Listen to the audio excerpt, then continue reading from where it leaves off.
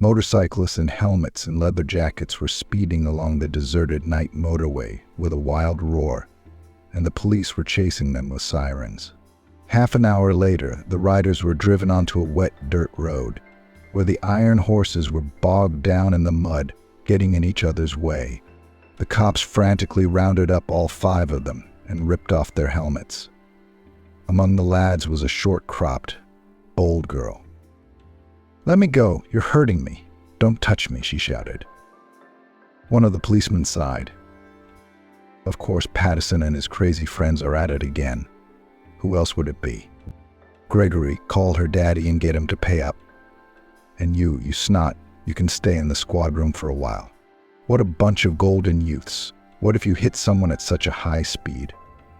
Oncoming traffic, no brains at all.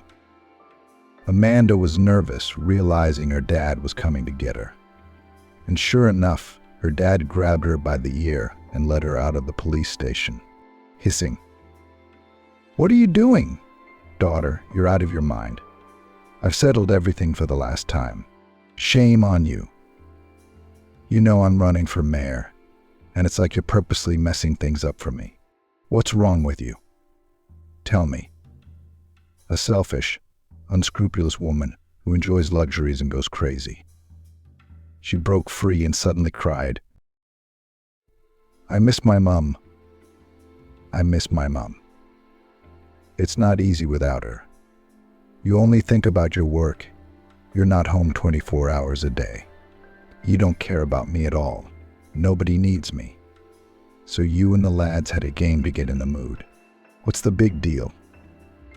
The man suddenly put his arms around his daughter and held her close and said, "Amanda, my daughter, I'm sorry, it's hard for me too. It's been hard on both of us since Mom died. But please don't take any chances. Don't hang out with those crazy race car drivers. If something happens to you, I won't survive it. Promise me you won't race like that again and get your head round it." "All right, I won't. Let's go home. I'm so hungry." Mr. Anthony was silent all the way home, watching Amanda fall asleep in the car, her upturned nose, the hedgehog of purple hair, the earring in her nose, and shaking his head. What a happy life they'd had as long as Zoe had been alive. She was so wise. She had kept the family quiet. Her daughter studied diligently. Her hair was so beautiful, long blonde, like the Little Mermaids. The daughter was very close to her mom. They were like girlfriends, all laughing, whispering about something together, liked to think up all sorts of surprises and waited for him, Mr. Anthony, from work. And in the summer they would go on holiday to the sea, sunbathe and swim. But after the death of his wife, everything changed dramatically. He himself did not know how to live now, how to take away the infernal pain inside, how not to go mad with grief. Mr. Anthony found a way out, began to work even harder, went into politics and now decided to run for mayor. All this hustle and bustle kept him from being sad. But Amanda had changed a lot during those 4 years. She had turned from a soft, gentle girl into a rebel. And she did things like that, as if on purpose, as if to spite him. University was nothing but trouble. He only managed to pay for all her absences and debts. She barely graduated, and now she's all mixed up with these racers, running around the city at night. A boy, not a girl. There's no order. Mr. Anthony knew it was his fault. He was really always busy and tried to buy his daughter's love, giving her insanely expensive gadgets and things, paying for her every whim. It seemed to him, his daughter is already an adult. Why patronize her? But today her antics overflowed the cup of patience, and the man decided that it's time to change something in life. But the mayor's office was at stake, and Mr. Anthony had spent all his energies on the campaign trail. He decided that, as soon as he was elected, he'd find a proper fiancé for his daughter. The next day, Amanda decided to visit her mom at the cemetery, bought her favorite red gladioli. For a long time, she sat on a bench and looked at the portrait of her dearest person. Mom was smiling, her clear eyes with small wrinkles as if they were alive. "Why aren't you here?" "Mummy, I feel so bad without you. I'm a mess. I do silly things. I make Daddy sad. I'm ashamed of myself. I don't know what's happening to me. If only you were there to hold me, scold me a little, like you used to, and everything would be different. But Daddy can't do that. He's very strict. He puts pressure on me. It's so complicated," she cried and whispered silently. Then the girl felt that someone was looking at her and turned round. A young guy in worn-out old jeans, sneakers, and a baseball cap was standing nearby. He had a bucket of grass in his hands. "What are you looking at? Were you going somewhere?" "Go on then," she wiped her tears and muttered sharply. The guy smiled. "You're funny. You look like a parrot, to be honest. Wild-colored hair, earring in your nose. Why do you have to disfigure yourself like that? You're a pretty girl, aren't you?" "My name's Samuel. I'm a part-time grave caretaker. I was wondering if I could weed your mom's grave. Or can you do it yourself? Though you've got a nice manicure, I don't think you'd want to mess it up." "All right, I'll come back later." "How do you know it's my mom? What are you teaching me anyway? Have you seen yourself in the mirror? You're a tramp. I can manage without you. I'll look after the grave myself." The girl took offense. "Don't be angry, please. Although you're even more beautiful that way. I guessed that it was your mom. You look like her. And you guessed it too. I am a tramp. I live here in the gatehouse. Well, I'll be off. I don't think we're going to get along. We're too different," Samuel apologized. The boy stepped back and began to clean up someone's abandoned grave in silence. Amanda felt ashamed that there were so many weeds on her mom's grave, so she started tearing up the weeds with her hands. But almost immediately she pricked herself on something and hurt her finger. She even cried out. The guy immediately ran up to her, took out a handkerchief from his pocket and said, "Why are you like this? You should have brought gloves. Let me bandage it up. And anyway, I was only joking. I'll clean it up myself. Don't worry.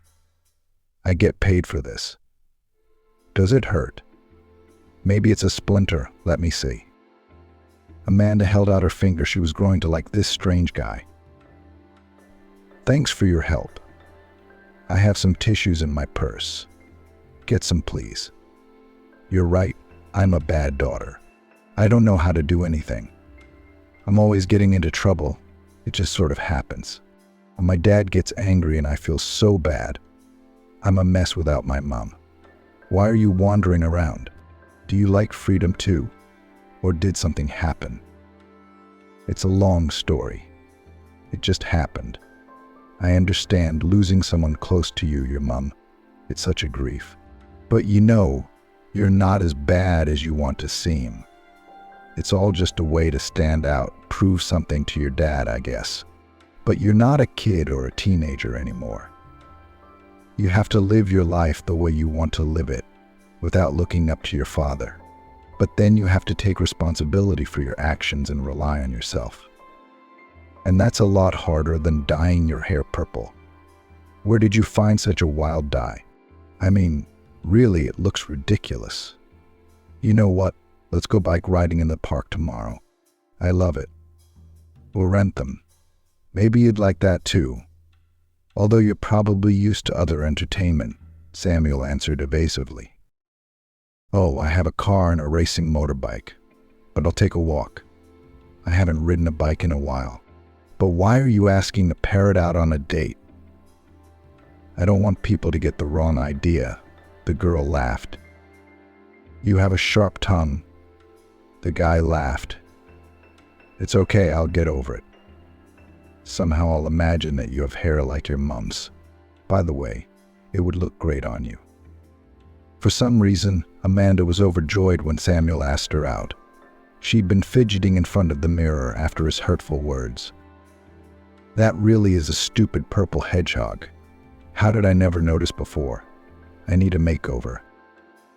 At the agreed time, the pair met again. Samuel whistled. "Amanda, your new hairstyle and hair color suits you so well. You look so beautiful. I'm almost in love. Here, this is for you. I know you're probably used to fancy bouquets, but I don't have the money for that. But these flowers are fresh, real flowers. I went out of town early in the morning." The girl admired the fresh bouquet of wildflowers, inhaled the smell of herbs, and Samuel's compliments were so pleasant to her. And the guy himself was also a pleasant surprise. He was wearing a clean t-shirt and trousers. The guy had obviously prepared as thoroughly for the date as she had. The day flew by like a blink of an eye. They rode bikes, walked leisurely, ate ice cream. Amanda didn't even notice that she was telling Samuel about her childhood, about her favorite mummy, about what she loved, what she liked.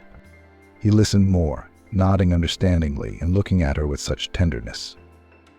"I don't know why I asked to join the racing team. I wanted to be cool too. I thought it would be so romantic, speeding around the track at night, breaking all the rules. So I said yes. I even drank a little bit to be brave. But it turned out to be so scary. My heart nearly jumped out of my chest when the police chased us. And then my dad scolded me. I'm not going with them again. Alex is giving me a hard time, though. He keeps asking me to marry him. His dad's a big official, so he thinks he's the coolest. He behaves like a bastard. He makes dirty jokes. I don't like it. It's different with you. We hardly know each other, but it's like we've been friends for years. It's easy, relaxed." Samuel frowned. "And I like you. I'd like to see you again, if you don't mind. I realize I'm not a promising fiancé for you, and I don't have a prestigious job, but we can be friends. And if an annoying suitor bothers you, just tell me. I'll teach him a lesson. I won't let him hurt you." And so Amanda and Samuel began a romance. They were drawn to each other like a magnet. Amanda spent nights berating herself. "God, what have I gotten myself into again? My dad would kill me if he found out. I mean, he's always dreaming I'd find a rich fiancé. And here's the caretaker from the cemetery. What's the matter with me? When Samuel takes my hand, it turns me upside down. But why don't I have things the way they used to be, upside down?" The girl wondered at herself. She no longer wanted to go to clubs or ride a motorbike. She changed her kasuka and leather trousers for cute dresses. And every time she looked forward to her next date with excitement.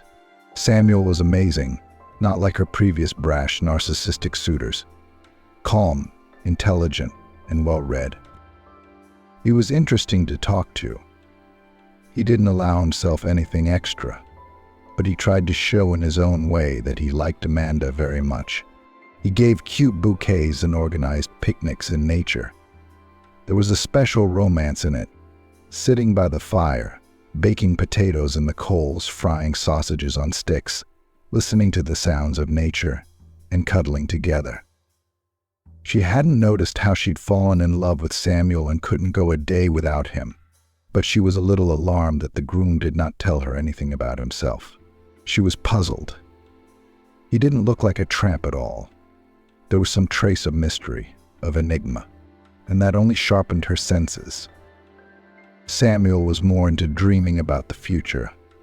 He said he wanted a strong family and hinted that he only saw Amanda as his life partner.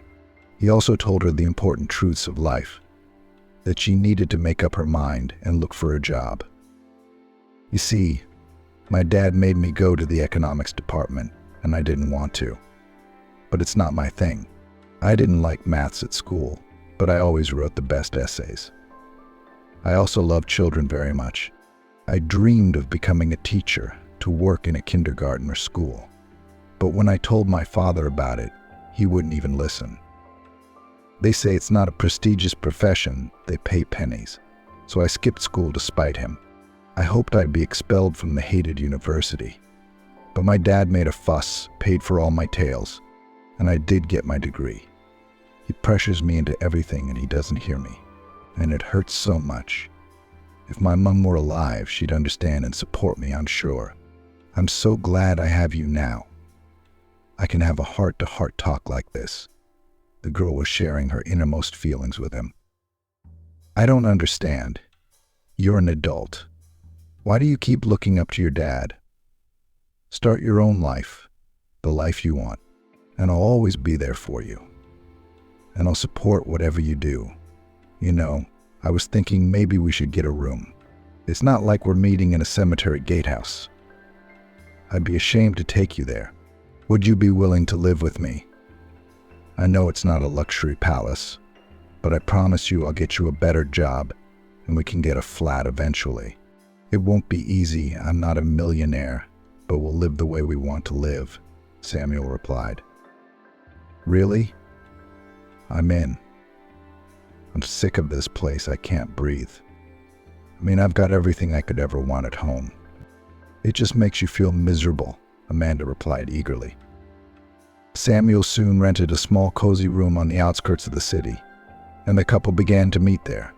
The groom patiently taught Amanda how to cook and manage the household. It turned out that she was not at all adapted to life and did not know how to do anything. But the groom was an excellent cook and spoilt the bride with such simple and tasty dishes. Amanda tried all kinds of delicacies and enjoyed his biscuits, rustic potatoes and courgette fritters, and how they had fun when they baked a cherry pie together in the common kitchen. They smeared themselves with flour, kissed, almost burned their creation. But it was probably the most delicious pie of both their lives. It was there, in the groom's room, that intimacy happened between them.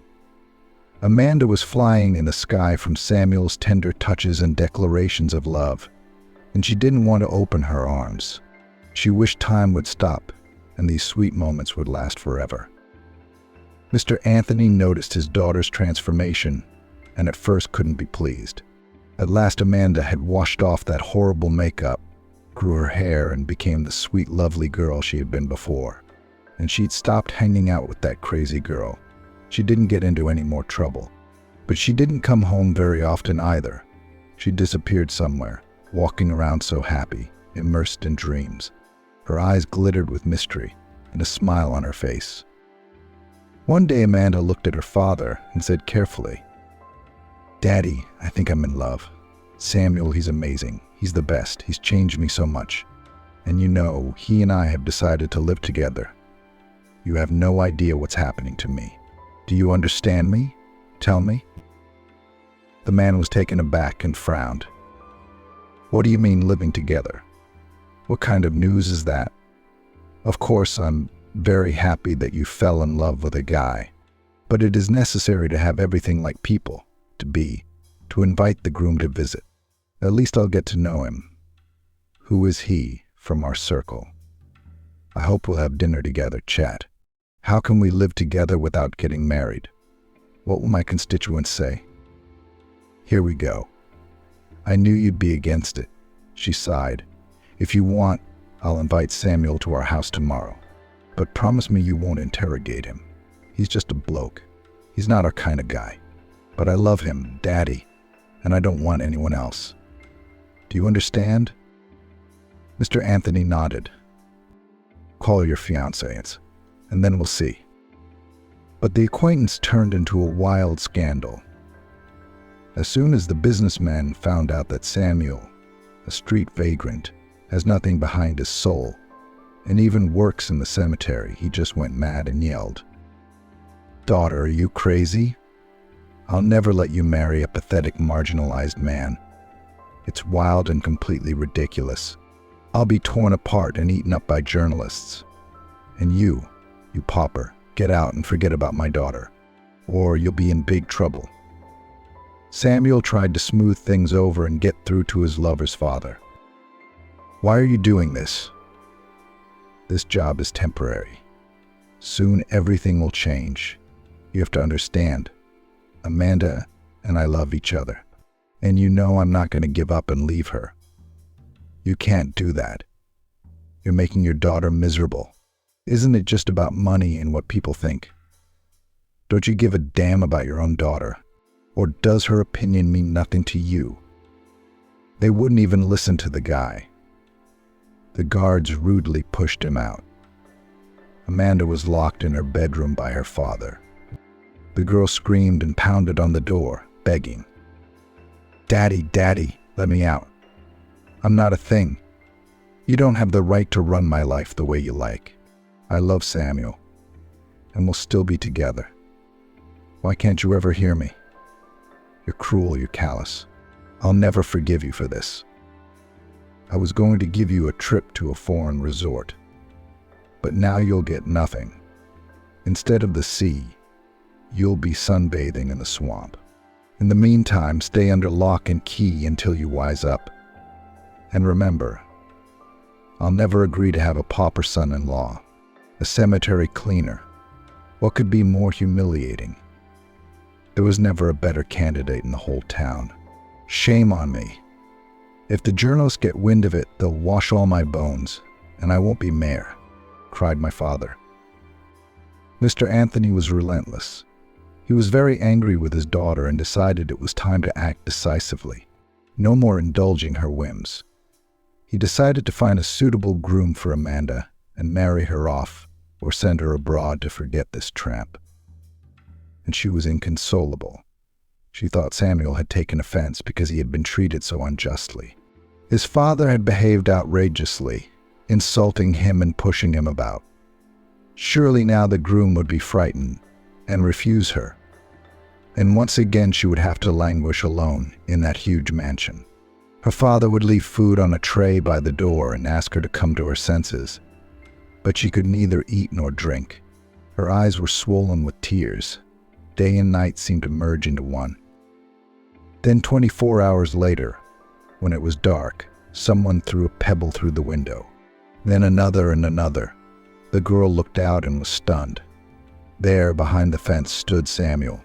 He gestured for her to open the window. His father wasn't home.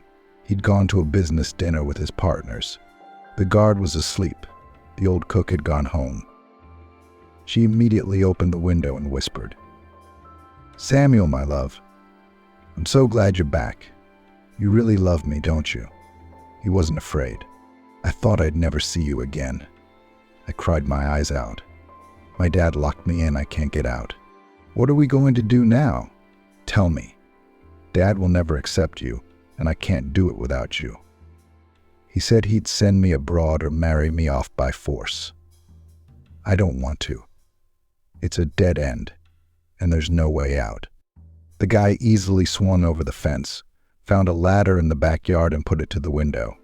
The groom helped Amanda out, telling her to take only her papers and some money with her belongings. He whispered, "I love you, my sunshine, and I won't give you to anyone for anything. How could you think that I would betray and abandon you? I can't be without you either, and I'm not afraid of your father. But he left us no choice. I won't let him keep us apart. It's not like it's the 90s. He's certainly not going to kill us, except for me, 'cause he loves you so much. What do we do? Just live the life we dreamed of. You wanted to study to be a teacher, so go for it. I'll find another job soon. You'll see, everything will be fine, and your dad will realize everything in time and accept our family. Shall we run away like Romeo and Juliet? I can't believe I'm doing this." They ran through the dark night streets, laughing and kissing on the way, unable to breathe in each other's breath. The wind blew in their faces. Their hearts were jumping out of their chests. Both of them were filled with such strange feelings.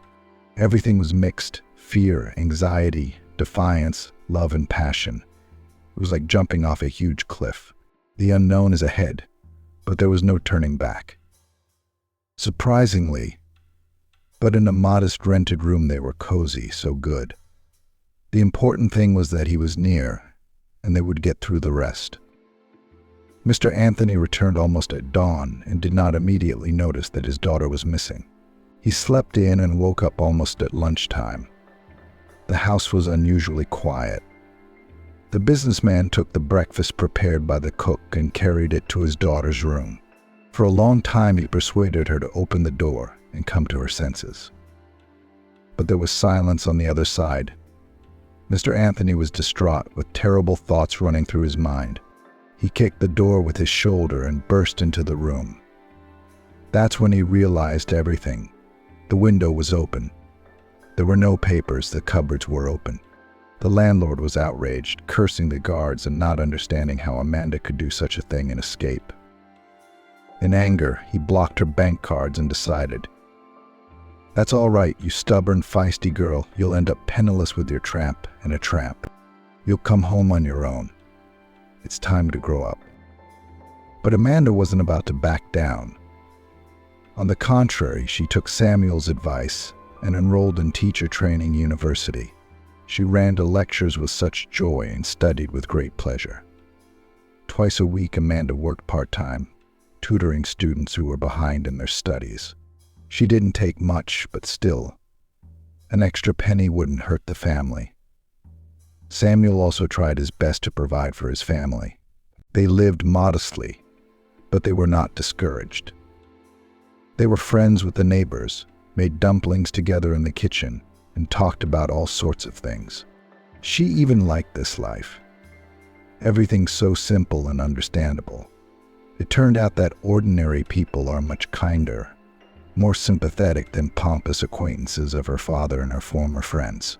And she didn't regret running away for a second. Amanda could finally do what she'd always wanted to do. No one else was pressuring her. But her ex-boyfriend Alex couldn't settle down. That brash, sharp-tongued girl wouldn't get out of his head. He liked her very much. He liked her this way and that way, but she could not. It pissed the guy off. He wasn't used to rejection. And one day, staggering in the park with the company, Alex met Amanda, but he didn't even recognize her at once. Instead of a strapping biker girl, there was a girl in a curl and a denim sundress and ballet flats, her hair in a bob, minimal makeup. She was tenderly held by the hand of some simple guy in a cheap t-shirt and jeans from the market. Alex couldn't resist and blocked their way. He decided to make a fool of himself. "Oh, hello, gorgeous. What people? I didn't even recognize you. And this is your boyfriend from the cemetery? There's already a rumor going around town that you're having an affair with him. Tell me, is this some kind of a joke or is it a new amusement? A passion for coffins and cemeteries? If it is, I'll understand. We'll laugh together. But I'll never believe you'd give up a life of luxury for this squalor. And you've changed so much, you're like a little chorus girl. Although it suits you just fine. I'm even more turned on by your new look. Get out of here, Alex. What's your problem? What do you care about us?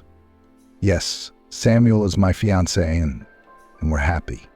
Unlike you, he's reliable and he loves me. So enough of your moping. Step back. Let me through." Amanda was very nervous. But Alex deliberately shoved Samuel's shoulder. "Why are you standing there like a statue? Come on, show us what a hero you are."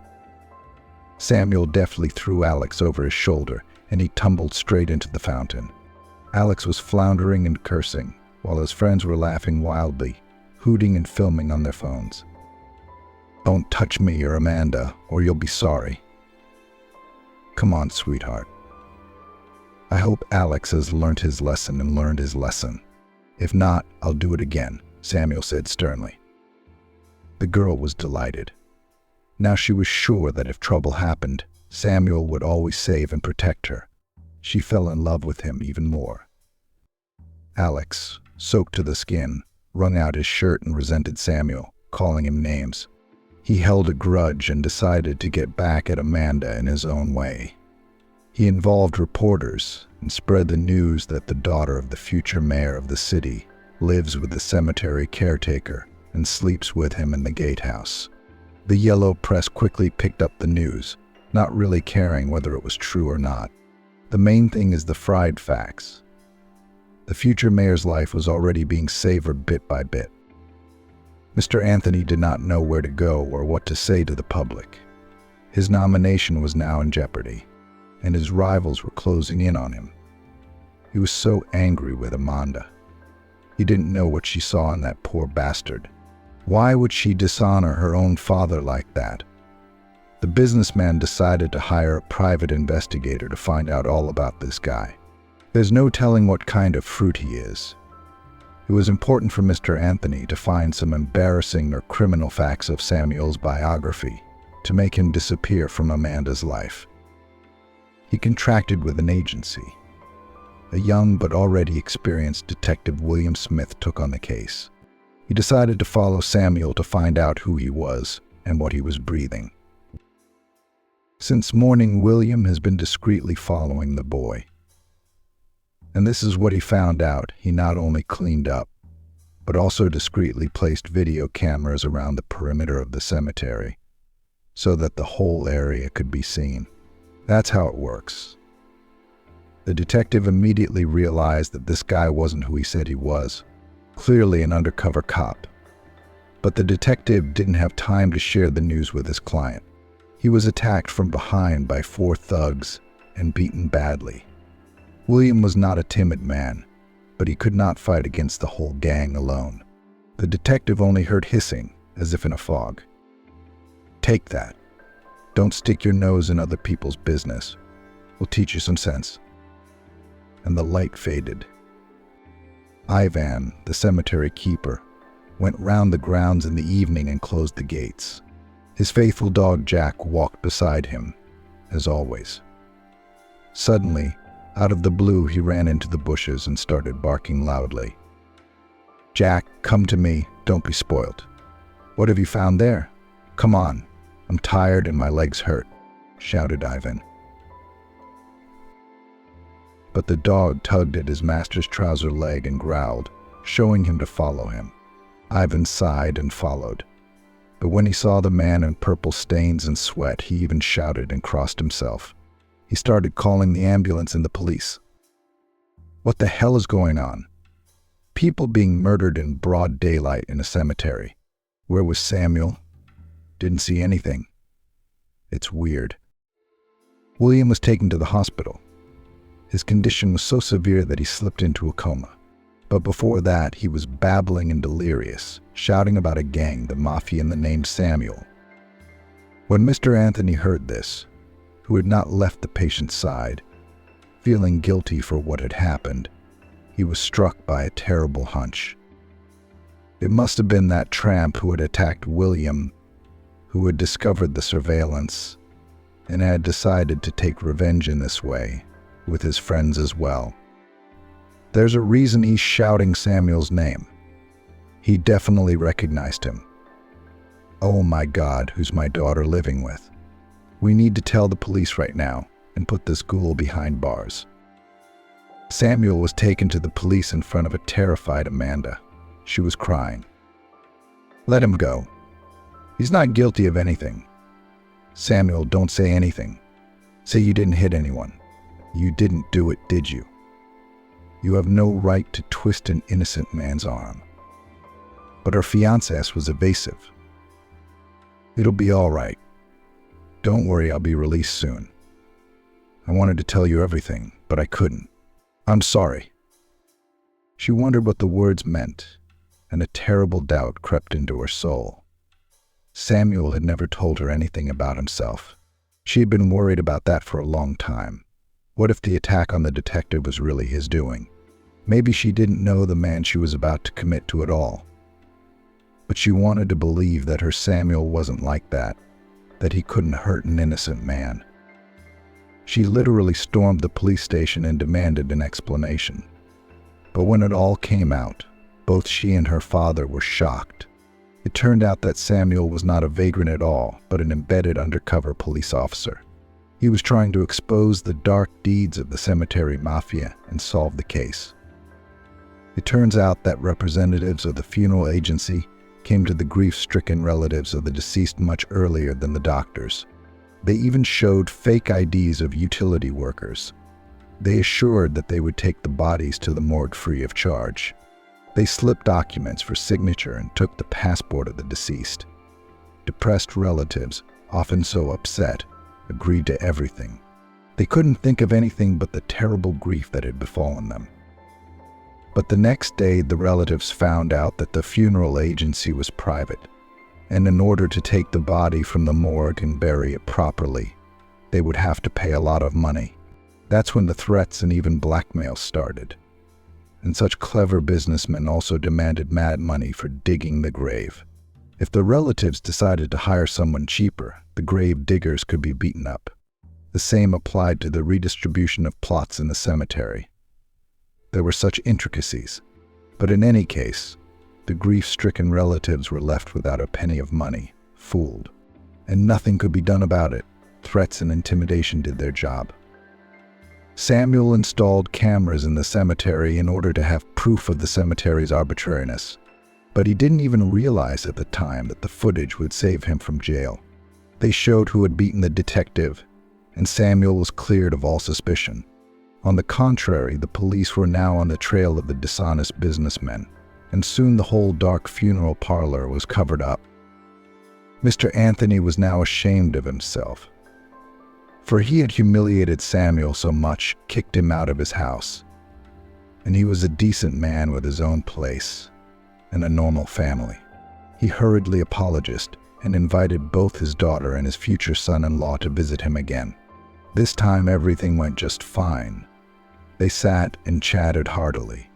Mr. Anthony immediately suggested that the young people live in his mansion, promised to help financially. But Samuel firmly refused and tried to patiently explain everything. "Yes, you understand, Mr. Anthony, of course. I see how much you love your daughter and out of habit want to decide everything, and for everyone. But it's also very important for me to feel like a man in this family. We live within our means, and the most important thing is that we love each other. Your daughter loves you very much, but she expects from you not money, but attention. Try to talk to her just on a heart-to-heart basis. Do not rush to give advice or teach life. We are all different, and opinions opposite to yours are not always wrong. They're just different. Give your daughter the opportunity to live the life she wants to live, and then everyone will be happy. If you had seen with what zeal she is studying to be a teacher, and how eagerly she explains the material she has learned to her misbehaving classmates, she's a natural-born speaker and teacher. Let's embrace her choice, and let's live together. We all want that." Reporters also now wrote everywhere a denial that, as it turned out, there was a mistake and the daughter of the future mayor was marrying a policeman. And that was a radically different story. And Amanda's boyfriend, Alex, was also involved in this dark story. One of his attackers was his best mate. The guy was caught in the crosshairs of the police, and his influential father was in a hurry to hush up the case and tried very hard to justify himself so that the case of the cemetery mafia would be quickly forgotten. Alex's antics and ugly, insolent behavior had long been on his father's throat, and he decided to teach his son a lesson in his own way. He sent him to the army, though he had tried hard to avoid it before. The boy was furious. It's one thing to be a tough guy in the company of weaker friends, and quite another to follow the commander's orders and live by the regulations. Alex was especially angry when his gorgeous hair was shaved naked. He thought he was ugly and hated everyone and everything. Amanda, when she found out the truth about her fiancé, at first took great offense at Samuel and reprimanded him in her heart. "Why did you deceive me from the beginning? Why didn't you tell me the truth? I've been racking my brains. I didn't understand why you wouldn't tell me anything about yourself. So you don't love me, you don't trust me. I turned my whole soul inside out in front of you, and you played hide and seek with me." Samuel sighed and patiently explained to her, "Honey, listen to me. I was undercover. That in itself is very dangerous. When I accepted this assignment, I had no idea that I would meet such a lovely girl in the cemetery and fall in love with her. You see, it almost ruined the whole operation. I wanted to drop everything and open up when your father jumped me, because I love you. But you have to understand I couldn't. It's my job, but it has its perks. When you fell in love with me thinking I was a tramp, and I'm very pleased that money isn't your priority. We've been through the ordeal of the hostel. We've learned to survive without a lot of money. And I realized that with a wife like you, I wouldn't be lost. Don't be angry, Amanda. You wanted me to change jobs. Well, now I'm a cop again, but it's a tough job too. I'm on a lot of dangerous assignments. I get in trouble. I can get pulled out of my house at night on my day off. What are you prepared to put up with that? My older colleagues often have families that fall apart because of this. Their wives cannot withstand such trials. But I can't see any other profession for me. And I'm not leaving the force. She forgave Samuel and hugged him tightly. My love, I'd do anything. If only we could be together. Don't you realize that yet? Thank God things are better with Daddy. He even invited us to live in the mansion. But like you, I said no. I want to live a normal life, the way I like it. But I'll worry, of course. And miss you too. And jealous. You know that. Samuel put his arms around his fiancée and pulled her close. How he loved that funny, brave little girl. He would never give her up to anyone. William never recovered. The doctor's prognosis was disappointing. Almost no one believed the patient would make it. Except for one person, a quiet nurse named Nancy. She was considered out of this world on the ward. She was not a pretty girl, and she limped a little, a congenital defect. Nancy was complex, always wore a long dress, tried not to stand out, but she worked hard, never had any complaints. Before William came to the hospital, Nancy did everything just because it was her profession, but now everything changed overnight. She persisted in caring for this hopeless patient with such fervor as if he were a relative of hers. Nancy herself did not understand why this patient had touched her soul so much. He reminded her of her late, dearly loved brother, strong build, strong arms, brown hair. At 27, Nancy was completely alone. Her mom had passed away a long time ago, when she was still a child, and Daddy a year ago. The brother who was closest to her had died in a hot spot. Unfortunately, her personal life didn't work out either. She tried to start a family, but it didn't work out. Her fiancé liked to drink, often morally humiliated the girl, called her lame, and then began to cheat. After a painful parting, Nancy was in no hurry to start a new relationship. So she lived alone with her dog, Jessie. She found her near the bin 6 months ago when she was on the verge of despair after the loss of relatives. She went to throw out the rubbish and heard a pitiful whimper. An old, lame, shabby dog, dirty in tatters, looked at her without much hope, doomed, haggard, and Nancy's heart trembled. She didn't remember how she had grabbed it, dirtying her down jacket, and carried it home. Then she nursed her back to health and fed her.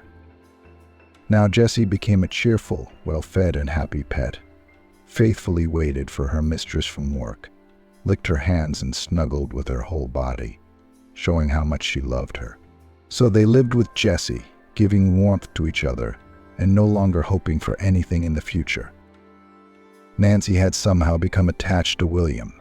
She gave him massages, read him books, and even played music, talking to him as if he could hear her, and hoped for a miracle. Her colleagues laughed at her, thinking she was blissful. Indeed, why spend so much time and effort on a stranger, and a completely hopeless one at that? Nancy also began to dream about William at night. They were waltzing round with him, and she was wearing such a beautiful, flying white dress, and he'd look at her like that, and it made her feel warm. One day, Nancy heard that the doctors wanted to take the patient off life support. They don't give him a chance. They think he's hopeless, and everything inside her turned upside down. She didn't hesitate to call Mr. Anthony. Only he and his grief-stricken parents had come to see the patient, and the businessman had left her a card to let her know if his condition changed. "Please do something," the girl gibbered excitedly. "Otherwise, William will be disconnected and he will die. And I believe he will recover. I can feel it. I don't know how to explain it. His finger twitches a little sometimes, but nobody believes me. Mr. Anthony rushed to the hospital immediately. He felt guilty about what had happened to the detective because he had been hurt doing his job. Therefore, the businessman persuaded the doctors not to disconnect William from the machines and paid for his care, supplies, and drugs. Nancy studied the literature and did some reading with the patient's mother. They decided to do an experiment. Nancy asked the mother to sing her son a lullaby, the same one she had always sung to him as a child. Maybe it would help. Mrs. Iris, in a trembling voice, sang softly, while the tears themselves rolled down her cheeks. "Sleep, my little sparrow, sleep, my son. Mummy's favorite angel." And a miracle happened. The patient shuddered and opened his eyes. The equipment immediately beeped. Nancy joyfully rushed to call the doctor and shouted, "William's awake. I knew it. I told you he'd live. You didn't believe me." The doctors marveled, but the patient did wake up. There was a long rehabilitation ahead, but the worst was over. Nancy still took care of him, fed him like a baby from a spoon, helped him take his first steps, supported him. And William fell in love with her imperceptibly, thinking of her as his guardian angel. And his mom told him that, apart from Nancy, no one believed he would survive. He didn't notice her limp at all. On the contrary, he admired her long, fuzzy eyelashes and dimples on her chin, her soft, gentle smile. William ventured one day and asked the girl, "Tell me honestly, Nancy, why do you bother with me?" "Out of pity." "Yes, it's just that I have something very important to tell you. I'm very grateful to you for resurrecting me. And I'm also in love with you. You're the closest thing I've ever had to a person. No one's ever cared about me more than my mom. I was in a long-term relationship with a girl. We even lived together. Her name was Tori. But in 3 years, she never once asked me how I was feeling. It was like she didn't care if I was on assignment for long periods of time. She waited for my paycheck more than me. Spent it right away. In the end, I got fed up and we broke up. You're different, you're gentle, caring. That's the best part. And it's important to me to know how you feel about me." The girl blushed and replied quietly, "I can't breathe without you. I don't know how it happened, but I know that I don't need anyone but you. I dreamt about you all the time while I was unconscious. And in my dreams, we were a couple. You were mine and I was yours." The couple started dating. Nancy was so transformed, even her colleagues didn't recognize her. She smiled all the time, changed her hair, changed her wardrobe. Her eyes shone with love. And when it seemed her life began to get better, again came trouble. William began to have problems with his back, the consequences of serious injuries, and he even stopped walking, so strong were the pains. Doctors said that it is necessary to urgently do surgery. Otherwise, the situation will worsen. The man might never get back on his feet again. William had lost his spirit. He couldn't work anymore. He couldn't do what he loved. He became depressed. All their plans and dreams had collapsed. The man made a difficult decision for himself and wanted to part with his bride with the words, "Sweetheart, I don't want to. I have no right to condemn you to torment. You are young. You have your whole life ahead of you. Why would you want to take care of an invalid? We should break up. I'm nothing but trouble." But Nancy was stubborn. "No way, you hear me? I'll never give up on you. I can't go on without you. Understand that. And I'm going to do everything I can to make you well." Nancy was desperate, so she called Mr. Anthony again. She told him everything, and she begged him, "Please, please help me. I need a loan." I'd already gone to the bank, but with my small salary, they refused. William is desperate. He doesn't want to live. He's got so much on his plate. We'll pay you back little by little. Help him get back on his feet. I love him very much, and I don't want to lose him. Mr. Anthony agreed to help and paid for the operation.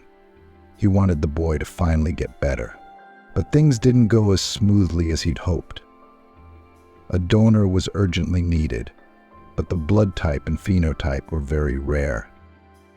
Once again, Nancy got everyone on their feet. Rumors of the detective's misfortune reached Samuel and Amanda. They did not hesitate to offer their help and decided to donate blood. Miraculously, Samuel's blood was a perfect match. You know, it's so rare. The doctor was even surprised. Are you two close relatives? Usually only first cousins have that kind of similarity. There was no time to think about it. We had to save William's life. Fortunately, the transfusion helped, and the man came out of the crisis and slowly recovered. Nancy, however, was disturbed by the doctor's words, and Samuel wondered. But there was no one else to ask. Mom had been dead a long time. He didn't know anything about his father. But when William got better, Samuel decided to talk to him about it. Look, the doctor says you and I are blood relatives. But how can that be if we didn't know each other before that accident in the cemetery? I can't stop thinking about it. I think about it all the time. What if we're brothers and we don't even know it? Even though we don't really look alike. I'd ask Mom, but she's dead. William was surprised. Well, I don't know. I don't think so. I've seen my maternity photos. Mom never told me anything like that. I didn't know my father, though. It was a taboo subject in the family. Any questions I asked as a child ended in bitter tears. But you're right, we have to find out. I'll see my mom tomorrow and we'll talk about it. Mrs. Iris came to see her son. She was worried about his health, fussing, putting homemade food on the bedside table, asking how he was feeling. Suddenly Samuel entered the room and William took his mother's hand. Mummy, please sit down. I need to ask you something very important. You know that Samuel was my donor, right? His blood was a perfect match for mine. Yours didn't, so there's a discrepancy. Samuel was raised by his mom alone, too. He doesn't know anything about his father either. His mother's name was Mrs. Miranda Swan. Maybe she's a relative of yours. Or do you know her? There's got to be a logical answer to the question of whether Samuel and I are brothers. You know, it sounds like nonsense. And yet, it's still a nagging question. I want to know the truth. Tell me, who is my father? Please don't say anything. I'll understand and accept everything as it is. The woman turned pale, clutched her heart, and remained silent for a long time. Then she made up her mind and spoke softly. Yes, son, Samuel is obviously your paternal brother. It's been a long time. You see, I was never very good with my love life. I was always overweight, and I wasn't pretty. Men just didn't notice me. There were, of course, a few unsuccessful romances in my life, but everything ended inevitably with a breakup. So when I turned 35, I decided to have a baby for myself. Otherwise, why live at all? I started going to the hospital, taking tests. That's where I met Miranda. She was as desperate as I was, divorced with a drunken husband, no children. It was hopeless. She also had female problems. She couldn't get pregnant naturally.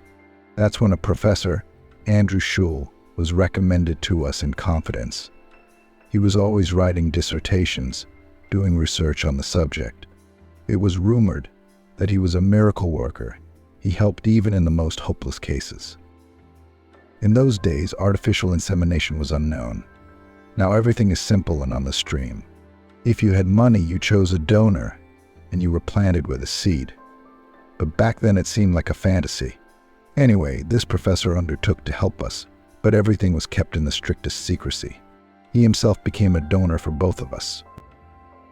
During the whole pregnancy, he examined us thoroughly, monitored our condition, kept some notes. He made us promise that we would never tell anyone how and from whom we got pregnant. We wouldn't have done it ourselves. It seemed unnatural. It was embarrassing.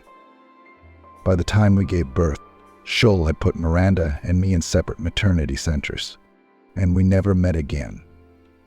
I'm very grateful to that man for you, son. You're my greatest joy. That's why I was so nervous when you asked about Dad. What could I tell you? That's the story of your father. I've often thought about Miranda, wondering if she had a boy or a girl, but I've never decided to track her down. In fact, I tried to keep a secret about how you, my son, came into the world, and I was afraid to tell you. I thought you wouldn't understand, you'd judge me. William hugged his mum and smiled. God, Mummy, you poor thing. You've kept this secret for so many years and for nothing. I would be glad to know that I have a brother. It's so nice to have someone close to you. Well, Samuel, it turns out you saved your brother. Thank you. The men shook hands. Samuel spoke. I'm sorry, brother. I'm the reason you're having these health problems now. But let's hope it's all behind us now. By the way, do you know that Amanda and Nancy are chatting in the corridor right now? The girls have already made friends. So from now on, we're going to be hanging out, visiting each other. Maybe we could get married on the same day. I think that would be a great idea. William nodded and replied, We're lucky to have women. I'm eternally grateful to my Nancy. I mean, she literally brought me back to life. She fought so hard for me. I've never met anyone like her. And your Amanda, she gave up wealth and money and fell in love with a cemetery tramp. That's worth a lot. She stood up to her overbearing father. She wasn't afraid. So I really like the idea of a wedding. Since then, the lives of all the characters have been going well. Both couples began to communicate closely. They spent holidays and free time together. And when William finally recovered and returned to work, the most unusual double wedding in town took place. Mr. Anthony went to a lot of trouble to organize it. The party was held in an expensive restaurant. He was now proud of his daughter and told everyone that her husband was a policeman who had managed to solve a high-profile case with the cemetery mafia. The businessman accepted the fact that Amanda was studying at a teacher-training university. He realized that he was more afraid of losing his daughter than anything else in the world, and so he began to listen to her. In a small country mansion, a very elderly man was sitting in a rocking chair. His legs were covered with a plaid, and a red fluffy cat was purring on his lap. The owner of the house was looking at the puffy envelope the postman had brought him. The return address didn't tell him anything, and neither did the sender's name. He opened the envelope curiously. Photographs fell out of it. They were wedding photos, two beautiful young couples. They looked very happy and were launching doves into the sky. There was a small letter attached, just a couple of lines. But what a letter. Hello, Daddy. Happy birthday to you and thank you for the gift of life. Love, your sons William Smith and Samuel Swan. Andrew perked up, going over the names of women he'd ever had relationships with, but he'd never heard those names. He stared longingly at the guys' faces. They did look a little like him. Andrew pulled out his medical books and notes. He had kept a journal all his life, where he scrupulously recorded all his achievements and experiments. And soon he found the names of two patients, whom he had really helped once to solve problems with conception. It was a completely new experiment for him, and he was terribly proud that everything had gone smoothly. At that time, the regular hospital had never heard of such a breakthrough, and his laboratory was, you could say, clandestine. Therefore, the professor did not publicize the experiment, but much later he opened a private clinic where he helped many childless couples to find the joy of motherhood. He was appreciated and respected.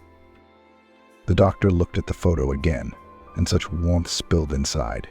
He thought, wow, they're so handsome.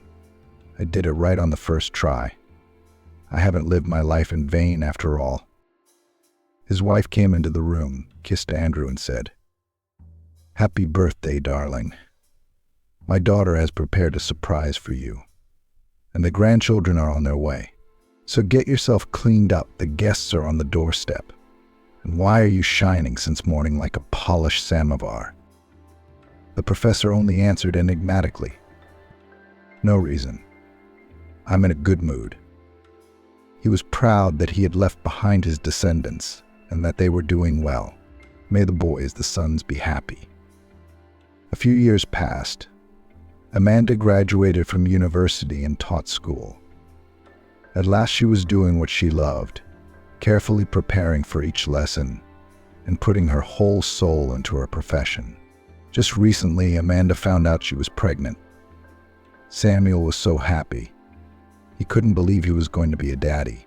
After all, they had been dreaming about it for so long, especially since his brother's family also had a giggly little girl, Veronica, who was everyone's favorite.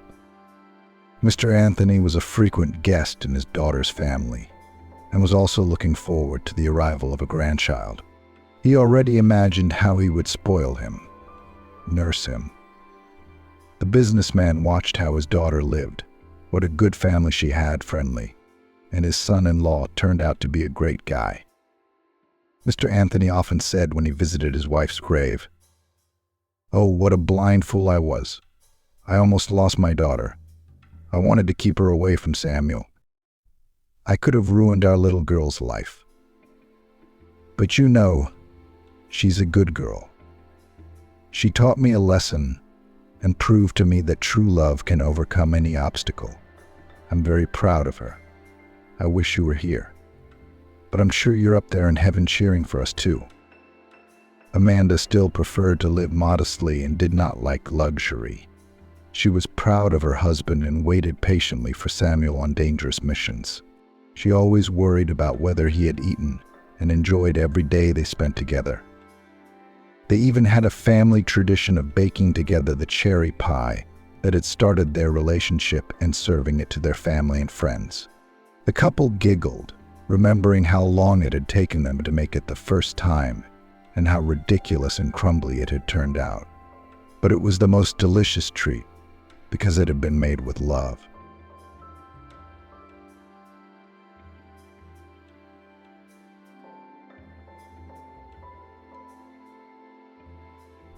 Vivian decided to surprise her foreign fiancé and learned Italian, but accidentally overhearing his conversation. Before leaving the office, Vivian habitually looked at herself from head to toe in the large mirror by the door. Her blonde hair fell in waves over her exposed shoulders. The light dress beautifully outlined her slender figure. The length of her legs was emphasized by sandals on a low heel. The girl smiled at her reflection. Yes, she was completely satisfied with what she saw. She especially liked her own eyes, lately huge blue lakes, which now had a special light in them. They sparkled with joy, glowing with anticipation of happy changes. And love, of course. Yes, Vivian was in love for the first time in her 23 years. So much so that her heart jumped out of her chest at the mere thought of the person she loved. It turned out that all the romantic experiences that visited the girl before meeting him were not serious, even her feelings for Ben. "Yes, beautiful, beautiful. Do not doubt it," smiled Vivian Amelie, a colleague about 15 years older than the girl. From the very beginning, she had taken care of the new young employee who had just graduated from university, taking her under her wing. Vivian was grateful to Amelie for that. "Thank you," she smiled radiantly at her colleague. "Where are you going after work?" "On a date with your Italian." No, Vivian shook her head. "You know, I decided to surprise him to learn Italian. It's the 10th lesson today, and I have to hurry. I decided not to tell him until later. He will be happy and surprised, of course." "That's right," said Amelie. "It is necessary to know the language. You never know." Vivian nodded, said goodbye to her colleague, and slipped out the door. A cab was waiting for her at the gate of the building. On the way to the language learning center, Vivian looked at the pictures on her phone. It was a long drive. The course was on the other side of the city. There was no place closer. English was taught in many places, but Italian only in this center. Apparently the language was not so popular, but it was easy enough to learn. Or maybe Vivian was so eager to speak the language of her beloved that she made rapid progress? Her teacher was very complimentary. Looking at the photos from last year's vacation in Rome, Vivian relived the pleasant moments over and over again. Here, against the background of St. Peter's Cathedral, she had no idea that a fateful meeting would soon await her. And here, not far from the Colosseum, Vivian had already fallen head over heels in love with the handsome Grace. He suddenly appeared in her life and immediately changed it, coloring it in 1,000 different colors, turning it into a kind of endless holiday. Energetic, lively, cheerful guy always infected Vivian with his positivity and good mood. And what compliments the temperamental Italian showered on the girl. They communicated in English. Vivian knew the language well, as she studied at a language school. Grace also knew it well, because she traveled a lot around the world and communicated with different people. The girl in general was incredibly open and sincere. She could find a common language with anyone. That trip to Italy was a gift from her parents. The girl graduated from the University of Economics with honors. Actually, economics never particularly attracted her. Vivian liked to take pictures. She got great pictures. She preferred portraits. Many noted that the girl managed to emphasize the inner beauty and uniqueness of people. "Yes, you are a real talent," more than once exclaimed Ben.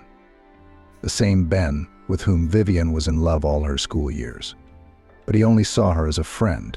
Between young people since childhood were warm, close relations, however, purely amicable. Girlfriends also praised Vivian in the photo and often asked to shoot them for social networks. "Nobody takes pictures of me as beautifully as you do, Trixie," a neighbor and part-time best friend declared. "There's no Photoshop required on these photos of you, because you're very beautiful yourself," Vivian smiled at her friend. "No," Trixie sighed. "I'm fat and I have a potato nose and small eyes. But in your pictures, yes, I'm beautiful. Too bad they're the only pictures. But you're really beautiful from every angle and in every light." Vivian knew it was true. Ever since she was a child, Vivian had heard people complimenting her on her looks. She was blonde with correct facial features and huge blue eyes, graceful, fragile, with translucent skin. Vivian herself would like her skin to be darker. But she did not even tan, no matter how much she used special creams. Friends and relatives chorused about the beauty and delicate appearance of her porcelain skin. So in the end, Vivian accepted her aristocratic pallor. Still, she had always liked swarthy people. They seemed bright, strong, incredibly attractive and beautiful. So after graduating from university, Vivian first went on a trip abroad without her parents. She was accompanied by the same faithful Trixie. She had long since earned money on her own after graduating from college and could afford to pay for the trip. It was an unforgettable vacation. The friends spent the first half of the day walking around the historical sites of Rome with a tour group, as part of which they came to Italy. And then they had their own time to get acquainted with the city. The girls visited everywhere. They saw all the sights, walked along the labyrinths of narrow, confusing streets, sat in restaurants and inspected showrooms. But the greatest pleasure for the friends was to spend time on the beach. The girls quickly realized how to get there. You take a train at the local station. Half an hour and you are already in a paradise place with white sandy beaches, where turquoise waves roll up on the shore. My friends usually settled down under a free umbrella, of which there were always plenty. They took turns going to the sea, one to look after things, the other to splash in the warm waves. At one of these moments, when Vivian was left guarding the beach bags, he approached her. Vivian had long ago realized that her appearance, blonde hair, pale skin, is attractive to Italians. They are swarthy, with black hair, dark eyes. Blonde, for them, a miracle of wonders. The girl constantly received compliments on her appearance, and not only from men. Vivian, in turn, was charmed by Italians so friendly, smiling, and very, very beautiful. Vivian already had a lot of pictures of smiling, swarthy faces in her phone. You could make an exhibition, they were all so interesting, sincere, and lively. But Grace was special, the most special. Almond-shaped black eyes, a beautiful tanned body, a cap of curly hair the color of a crow's wing. Bright orange bathing shorts emphasized the darker shade of his skin. His arms and chest were literally burning with muscle. The guy had clearly spent quite a bit of time at the gym, but he didn't look skewed, just athletic. He then crouched down in front of Vivian, who was taking a salty bath, and smiled broadly at her. His cheeks formed charming dimples, which finally conquered the girl. "Hello," he said in not-so-perfect English. "My name is Grace. And you? How do you like the beach?" "I'm Vivian." From excitement, the girl could hardly form a phrase in English, although she knew it well since childhood. What English? Even in Russian, Vivian would not immediately find an answer. Such a handsome man. And not just handsome, but Grace had a special energy about him. He seemed to mesmerize Vivian with his black eyes and his open smile. "Beautiful," the young man grinned. "If you think this beach is beautiful, you haven't seen real beauty." Vivian could argue that she could see the real beauty right in front of her. "I wish I could take a picture of this handsome guy. But it's kind of embarrassing to ask." Usually the girl didn't hesitate to ask such a question to people. Only now it was different. Her heart was pounding in her chest like frantic palms in the gym. At the same time, Vivian desperately hoped that her interlocutor did not notice her excitement. There's a deserted beach nearby, just next door, and only the locals know about it. There are no tourists there. And there, it's much better and more interesting, the guy told her, keeping his eyes on Vivian. In his gaze, the girl saw interest and admiration. Vivian knew, of course, that she had an attractive appearance. Others often looked at her that way. However, their gazes did not have such a hypnotic effect on the girl. It had never happened to her before. Vivian sat down on the towel. The boy, after asking permission, settled down next to her. From the realization that he cared for her, Vivian literally blossomed before her eyes. "This is so great. It's incredible," she exclaimed.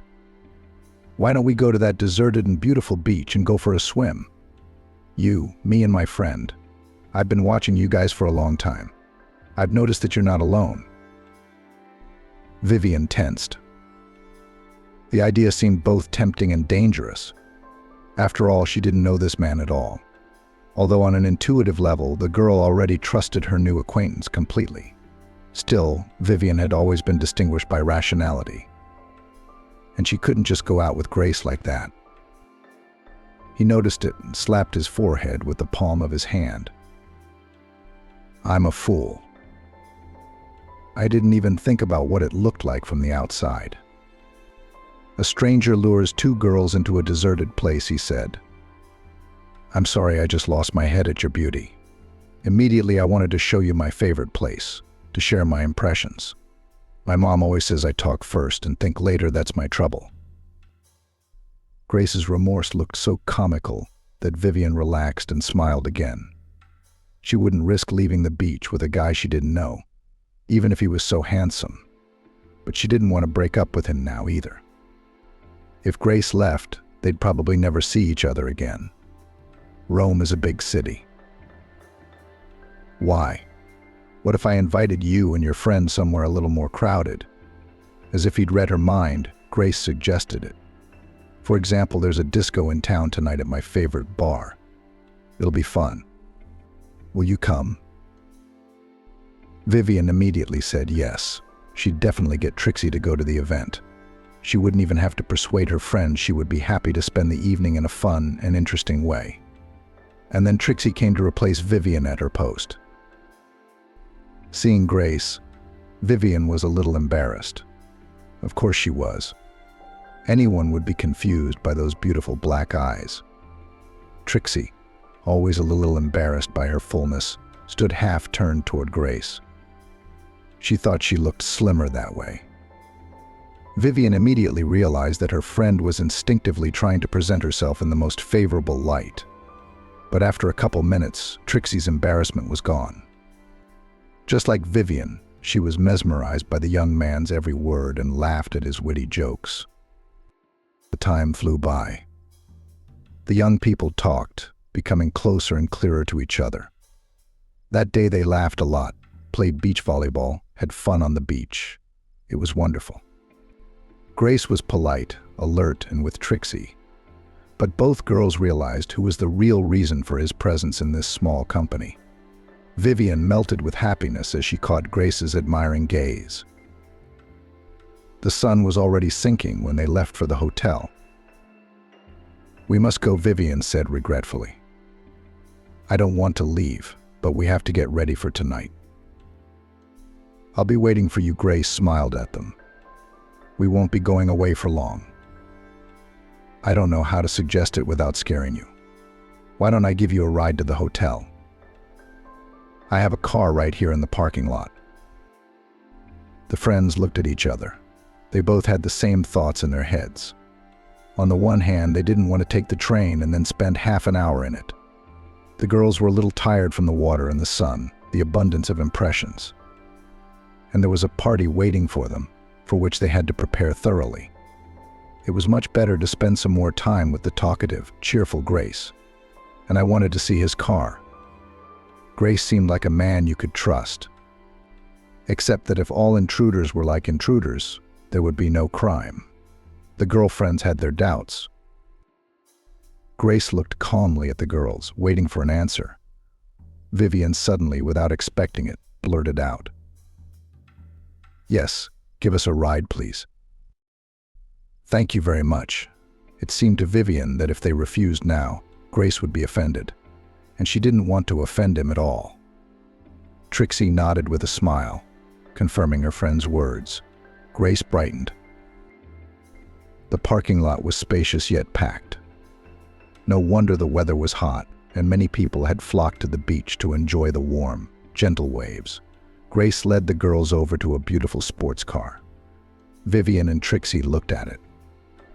They didn't know much about makes, but it was clearly not a cheap car. The sleek, dark green, streamlined, a little predatory and incredibly beautiful iron horse suited its owner very well.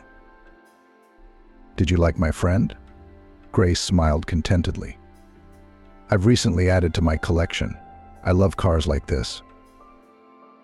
Collection. Vivian suddenly looked at Grace with different eyes. There, on the beach, he had seemed simple, natural, very close. But Grace must be very rich. He had a collection of automobiles. Vivian felt embarrassed again in his presence. Wealthy people are like representatives of another world. How to communicate with them, how to fit in. "Come on," Grace suddenly put his arm around Vivian in a reassuring way. His warmth and sincerity removed the awkwardness of the moment. The girls looked at each other and slipped into the cool cabin. The way he looked at you, Trixie shared her impressions in the room. She had already showered and was working on her hair, twisting it into tight curls. If someone looked at me like that, how happy I'd be. Am I exaggerating? Vivian argued. Now that Grace wasn't around, it seemed to her that she had made up his looks of admiration for herself, just because she wanted to. She'd gotten it into her head that this handsome man, who also happened to be rich, was looking at her in a special way. But in fact, Grace is just having fun, meeting cute tourists, having fun with them, just because he's sociable. And the blonde Vivian with her white skin and blue eyes is exotic for him. An interesting novelty, nothing more. No way, Trixie exclaimed. He's really fascinated by you. You could see it from the outside. Trixie's friend dispelled Vivian's doubts. I'm even a little jealous. Don't worry, Vivian said brightly. She was very encouraged by Trixie's words. We're looking for a handsome man for you tonight. Grace picked the girls up exactly at the appointed time. The friends got into his car without any fear. This time the guy was on another iron horse, a black Mercedes. "I think this car is more suitable for the evening," he smiled, seeing the perplexity in the eyes of the girls. "Mercedes is elegant and beautiful, just like you." Vivian's attention was not lost on Grace, who looked at her with admiring eyes. It was no wonder the girl had done her best. She was wearing her favorite tight little black dress, emphasizing the graceful lines of her figure. It suited the girl, and she knew it very well. Diplomatic Grace showered compliments on both friends, but Vivian felt that his heart belonged to her. The guy didn't hide it.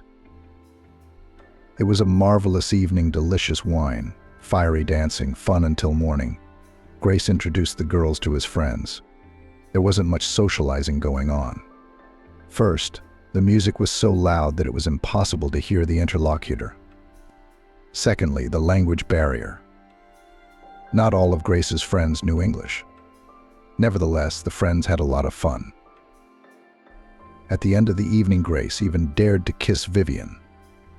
They were dancing, pressed against each other, among a crowd of similarly heated young people. And then that kiss. Vivian was dizzy with surprise and emotion. "I'm sorry, I couldn't help myself," he smiled, looking his companion in the eyes. "You are so beautiful. You have no idea how beautiful you are." After these words, Vivian kissed Grace. He embraced her. It seemed to both of them that they were alone on the dance floor, but in fact they were surrounded by hundreds of people. Grace and Vivian met every day since then. At first, Trixie accompanied the couple everywhere, but soon she refused to be the third extra. "I feel like I'm just in the way, like the fifth wheel on a cart," she admitted. "No, you can have your romantic rendezvous without me," Trixie admitted. Vivian didn't mind. Indeed, she felt freer and happier alone with Grace. They took many walks. Grace showed the girl the sights that are usually inaccessible to the eyes of a tourist. The real old Rome, ancient and striking. And they also visited the beach, to which Grace had called her friends at the beginning of their acquaintance. It turned out to be a really beautiful place, hidden from prying eyes by low rocks. A kind of paradise cove. Soft sand heated by the sun, huge boulders, gentle waves, and nobody, absolutely nobody around. This piece of land was a whole world that belonged only to Grace and Vivian.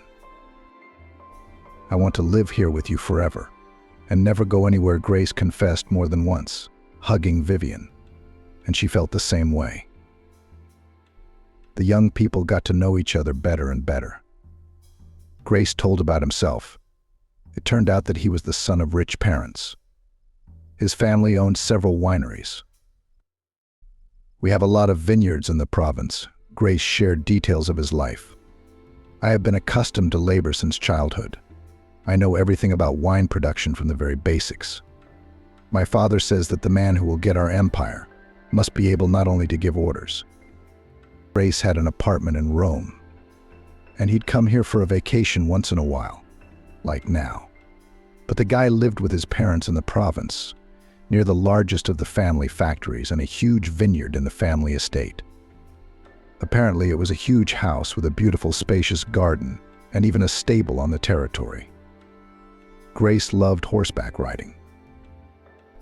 Recently, the guy, like Vivian, graduated from university. Only the girl studied economics and the young man studied management. Grace loved to travel. He told Vivian a lot about his trips, where the guy has not only visited Europe, Asia, Africa.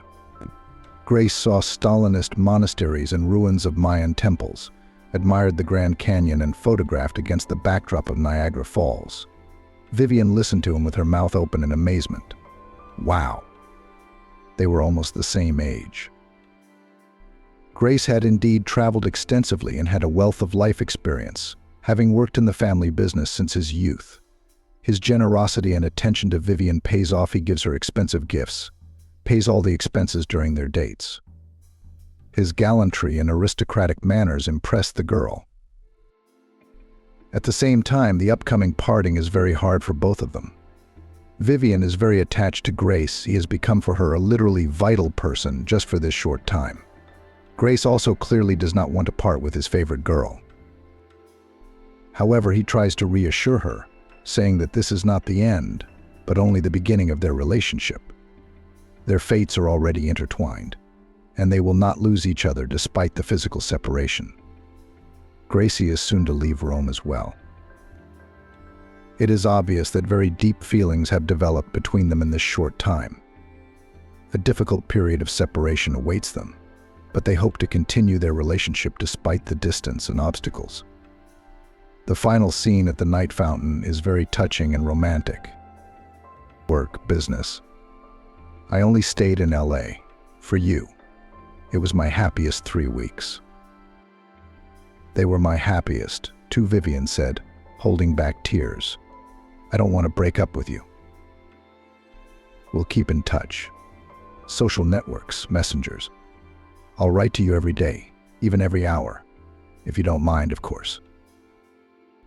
Of course, I'm all for it, exclaimed the girl. But such communication, it's still not the same. I understand. I'll miss you too. I've never felt like this before. And as soon as business permits, I'll come and see you right away. I'll do that. I'm looking forward to it. Vivian left in tears. Grace drove her friends to the bus station, where a tourist bus was waiting for them. For a while, the guy accompanied them on his sports car, and then he left. All the way, Vivian looked at the photo of her lover. She took it on the eve of departure at the same fountain, where she couldn't stand it and cried in the arms of a young man. Grace smiled from the screen of the smartphone, but in his eyes read the sadness of the upcoming long parting. It was the photo that caught Vivian's eye now when she was browsing through the gallery section on her way to the language course. The girl smiled, remembering the touching moment. It seemed then that the separation would be eternal. Vivian had been afraid. Very afraid that Grace would quickly forget her. As they say, out of sight, out of mind. Vivian even shared her fears with the young man that last night and introduced him to a popular Russian, saying, "Well, I know another suitable phrase," said the boy, looking earnestly into Vivian's eyes. "Separation is like the wind, small passions are extinguished, but the big ones are only blown away. My feelings for you are so great that separation will only make them stronger and stronger. I miss you already." Grace kept his promise. He did write to Vivian often, sending cheerful messages, asking questions about her life, telling her about himself. Sometimes he sent her pictures of vineyards, sea, rocks. The lovers were constantly in touch. Surprisingly, Grace was right. Separation really strengthened their relationship. Young people recognized each other closer and closer. They became relatives, learned to feel each other at a distance. Grace periodically made surprises to his beloved. Hundreds of kilometers were not a hindrance for him. The guy often ordered the delivery of flowers and sweets. It was always unexpected and caused a smile and surprise to Vivian. She was pleased that Grace cared about her, trying to please her, even being so far away. On New Year's Eve, Grace gave her beloved a present. A courier delivered to her home an evening dress from a famous couturier. In it, Vivian, and went to the first corporate party in her life. There she made a real sensation. Men were lining up to dance with her. The lady did not refuse the cavaliers, but all attempts to continue the relationship stopped at the root. Her heart was no longer free. Vivian waited for Grace. He promised he'd come, so he would. The boy loves her so much. And Vivian was crazy about him. They're going to be together. Her parents knew about her daughter's relationship with a foreigner, but they didn't pay much attention to it. A holiday romance, Mom smiled. I know how dizzying they can be. I know it from hearsay, by the way. Just don't count on anything. Relationships like that are quick to start, but just as quick to forget. Trixie, too, thought there'd be no sequel to the torrid affair. Californians are just temperamental, unlike our guys. They know how to woo. Grace is cool, but I don't think he's really coming. If he did, he would have been here a long time ago. I mean, it's been almost a year. But Vivian didn't believe what her family said. She knew that Grace was just busy. He was helping his father run his business. And that's not easy. Grace would come to see Vivian if he promised. There was a lot going on in the girl's life at the time. After returning from a memorable trip, Vivian got her first job in her life. Thanks to her father's connections, she was hired by a local oil company as an economist. The salary turned out to be such that the girl aghast when she saw the size of the transfer for the first time. Wow. So now I'll be able to provide for myself. And with a lot of dignity, Vivian exclaimed. Well, we have a very grown-up girl, said on the day of the first paycheck at the family dinner Mom. Maybe it's time for you to move out and start living on your own. I think so, too, smiled the father, who looked proudly at his grown-up daughter, so beautiful, intelligent, and successful. A successful outcome of parental care and investment. Vivian clapped her hands with joy, just like a little girl. She had had her own apartment for a long time. Her father had bought it for her when she turned 18. It's your future, he said then. The apartment was wonderful, spacious, bright, located in the center of the city. Vivian was afraid to imagine how much it cost. But then, as a student, she could not move into a new home. You're not ready to live on your own yet, her mother said. Let it stand for now. The apartment is not going anywhere. We'll renovate it slowly. And you study, you'll grow up. Then you will move in, nodded my father. And now, in the opinion of her parents, the daughter, who began to earn money herself, was quite ready to live separately. A new job, a new apartment, a new relationship, albeit at a distance. So many impressions, so many emotions. Life was booming, playing with bright colors. Vivian sometimes envied herself. All she needed to be happy was Grace by her side. Communication via video link was one thing, but the feeling of his warm hands on her shoulders was quite another. And recently he showed up at the doorstep of her new apartment. Grace had called the day before, unexpectedly, and warned him that he would send a courier in the morning with flowers and a small gift. When the bell rang, Vivian assumed it was a messenger. She opened the door and was stunned, unable to believe her eyes. On the threshold stood Grace. He was holding a bouquet of roses. The guy was smiling broadly. Vivian's legs even gave out. She gasped.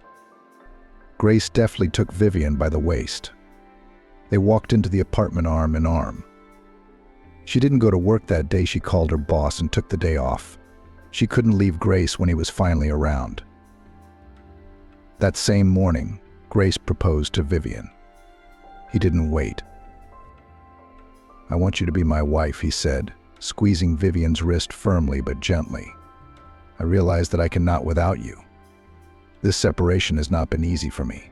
I thought of you every minute. I wanted to be near you all the time. I can't go on like this. Marry me. We'll go and live in my apartment in Rome, just you and me. Do you agree? Vivian wrapped her arms around Grace's neck and kissed him instead of answering. Of course she agreed.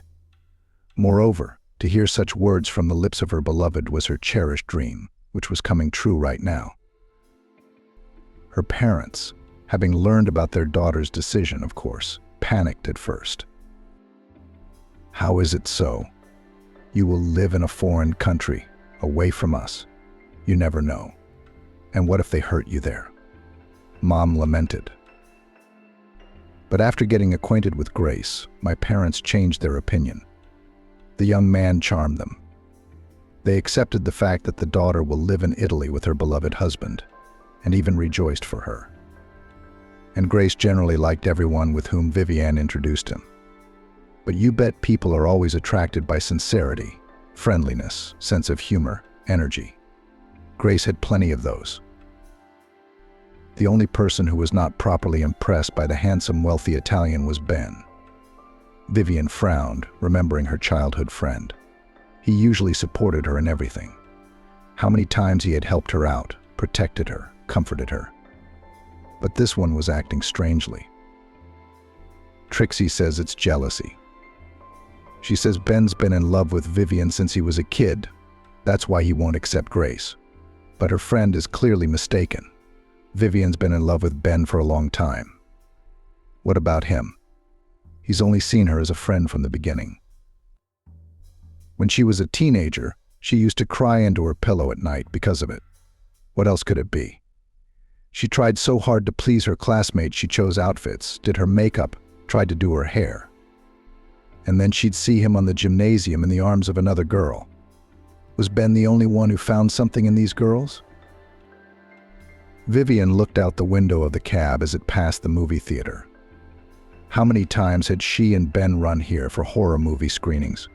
Both loved such thrilling plots with unexpected turns of events. Vivian, of course, cowardly squeezed her eyes shut at the scary moments. Ben held her hand tightly, keeping his gaze on the screen. The girl hoped that someday in the darkness of the movie hall, her classmate would hug her. Maybe even kiss her, like his many girlfriends. But it never happened. "You're such a great friend," Ben said when Vivian let him copy his homework or help him with algebra. "You're so easy for me to talk to. Always accepting, always supportive. You're even better than the guys." Those were very dubious compliments for Vivian. She wanted Ben to see her not as a friend, but as her favorite girl. But it didn't work out. The childhood crush had faded. How many times can you knock on a closed door? But what remained were strong friendships.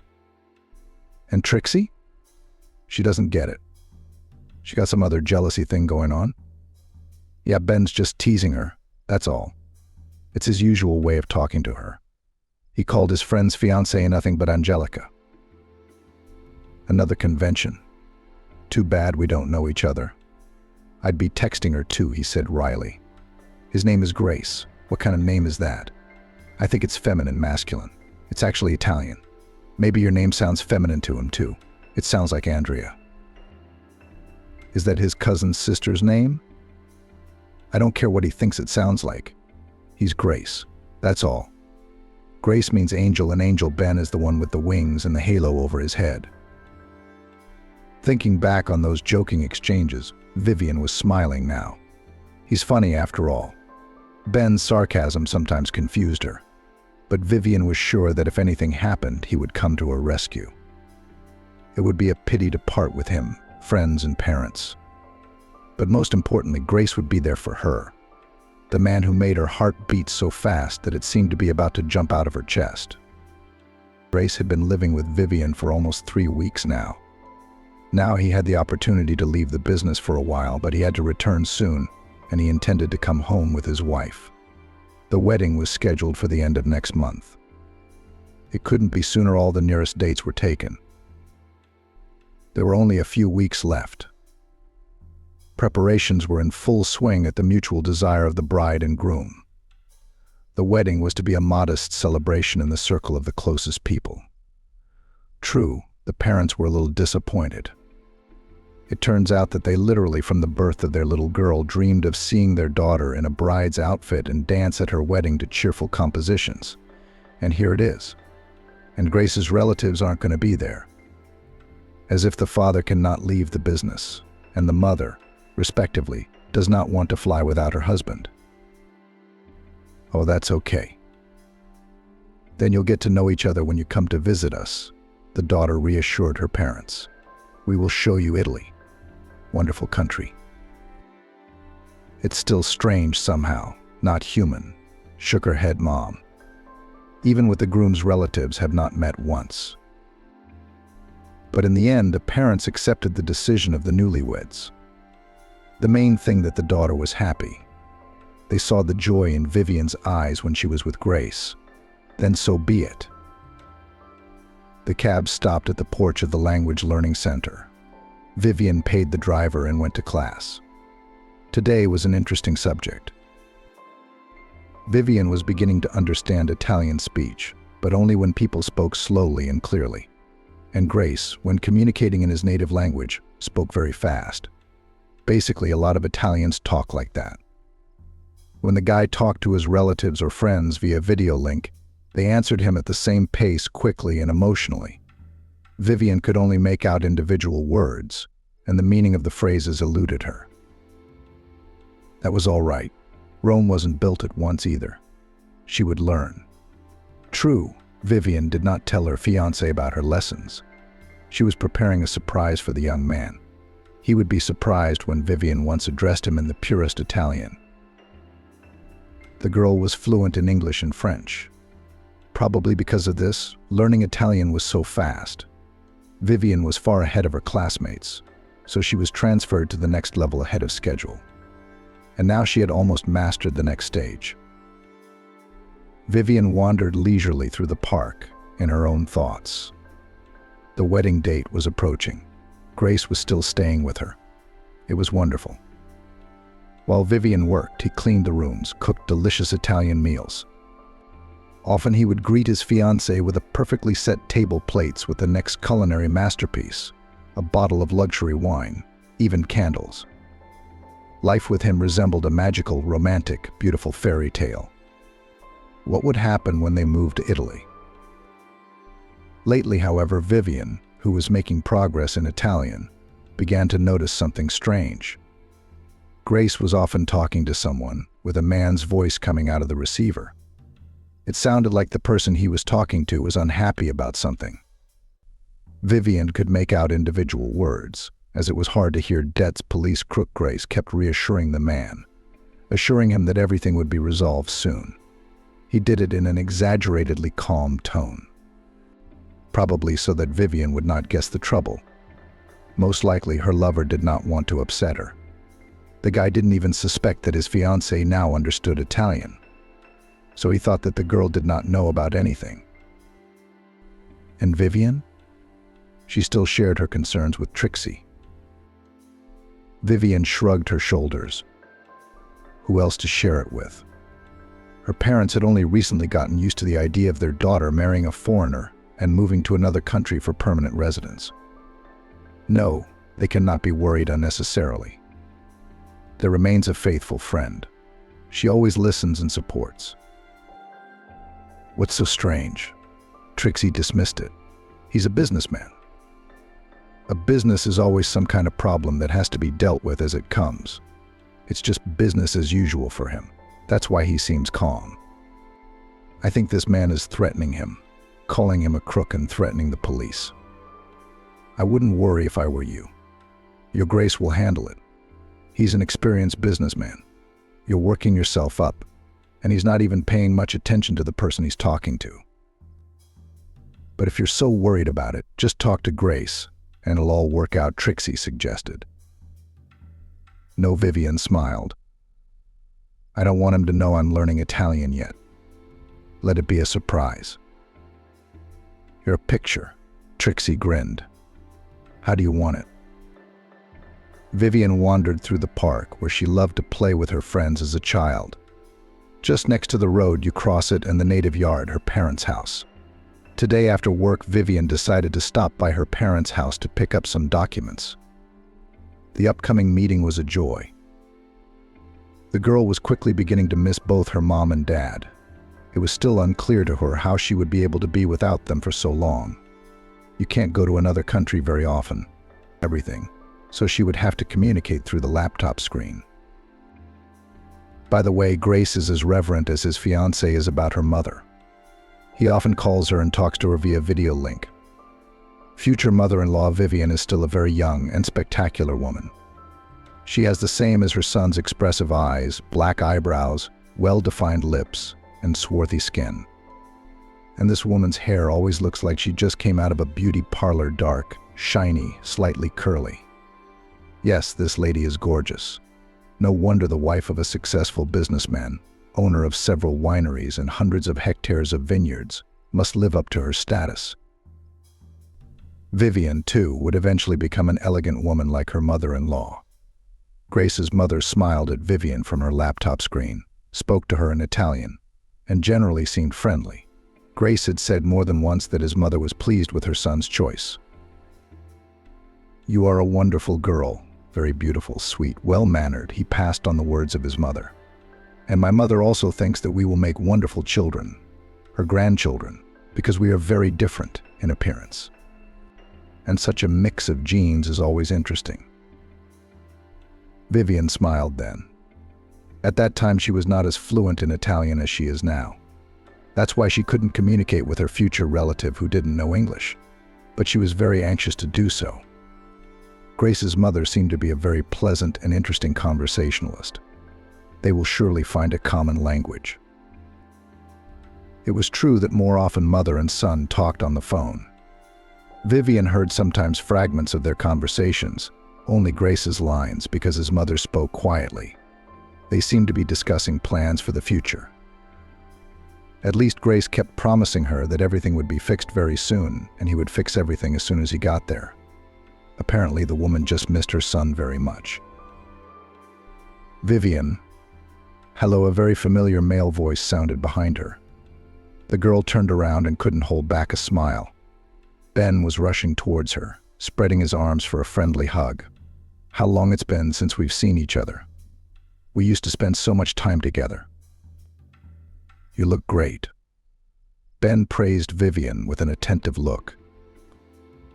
Despite the fact that she would soon be Grace's wife, Vivian felt butterflies in her stomach at the compliment. Her body must have reacted in the usual way. Vivian had been secretly in love with Ben for so long, and he had only seen her as a friend. Yeah, Ben was a great friend. And from the bullies Vivian protected, and with the boys teased her in a manly talk, and in the evenings met a neighbor at the bus stop when her father could not. Vivian was choreographing at the time. Rehearsals ended late, and the road from the bus stop to home in the dark seemed dangerous to the girl.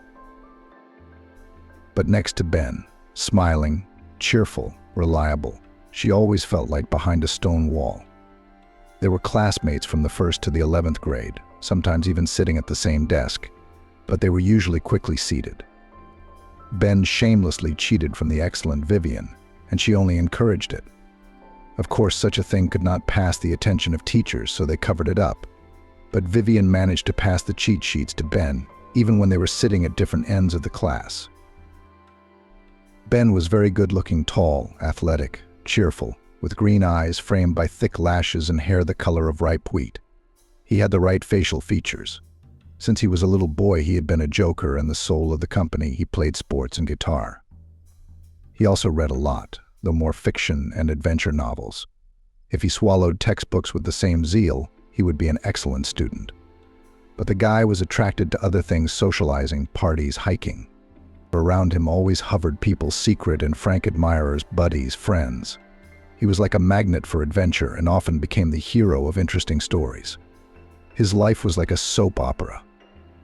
Vivian used to be desperately jealous when she saw Ben strolling along with his girlfriend. But he never noticed.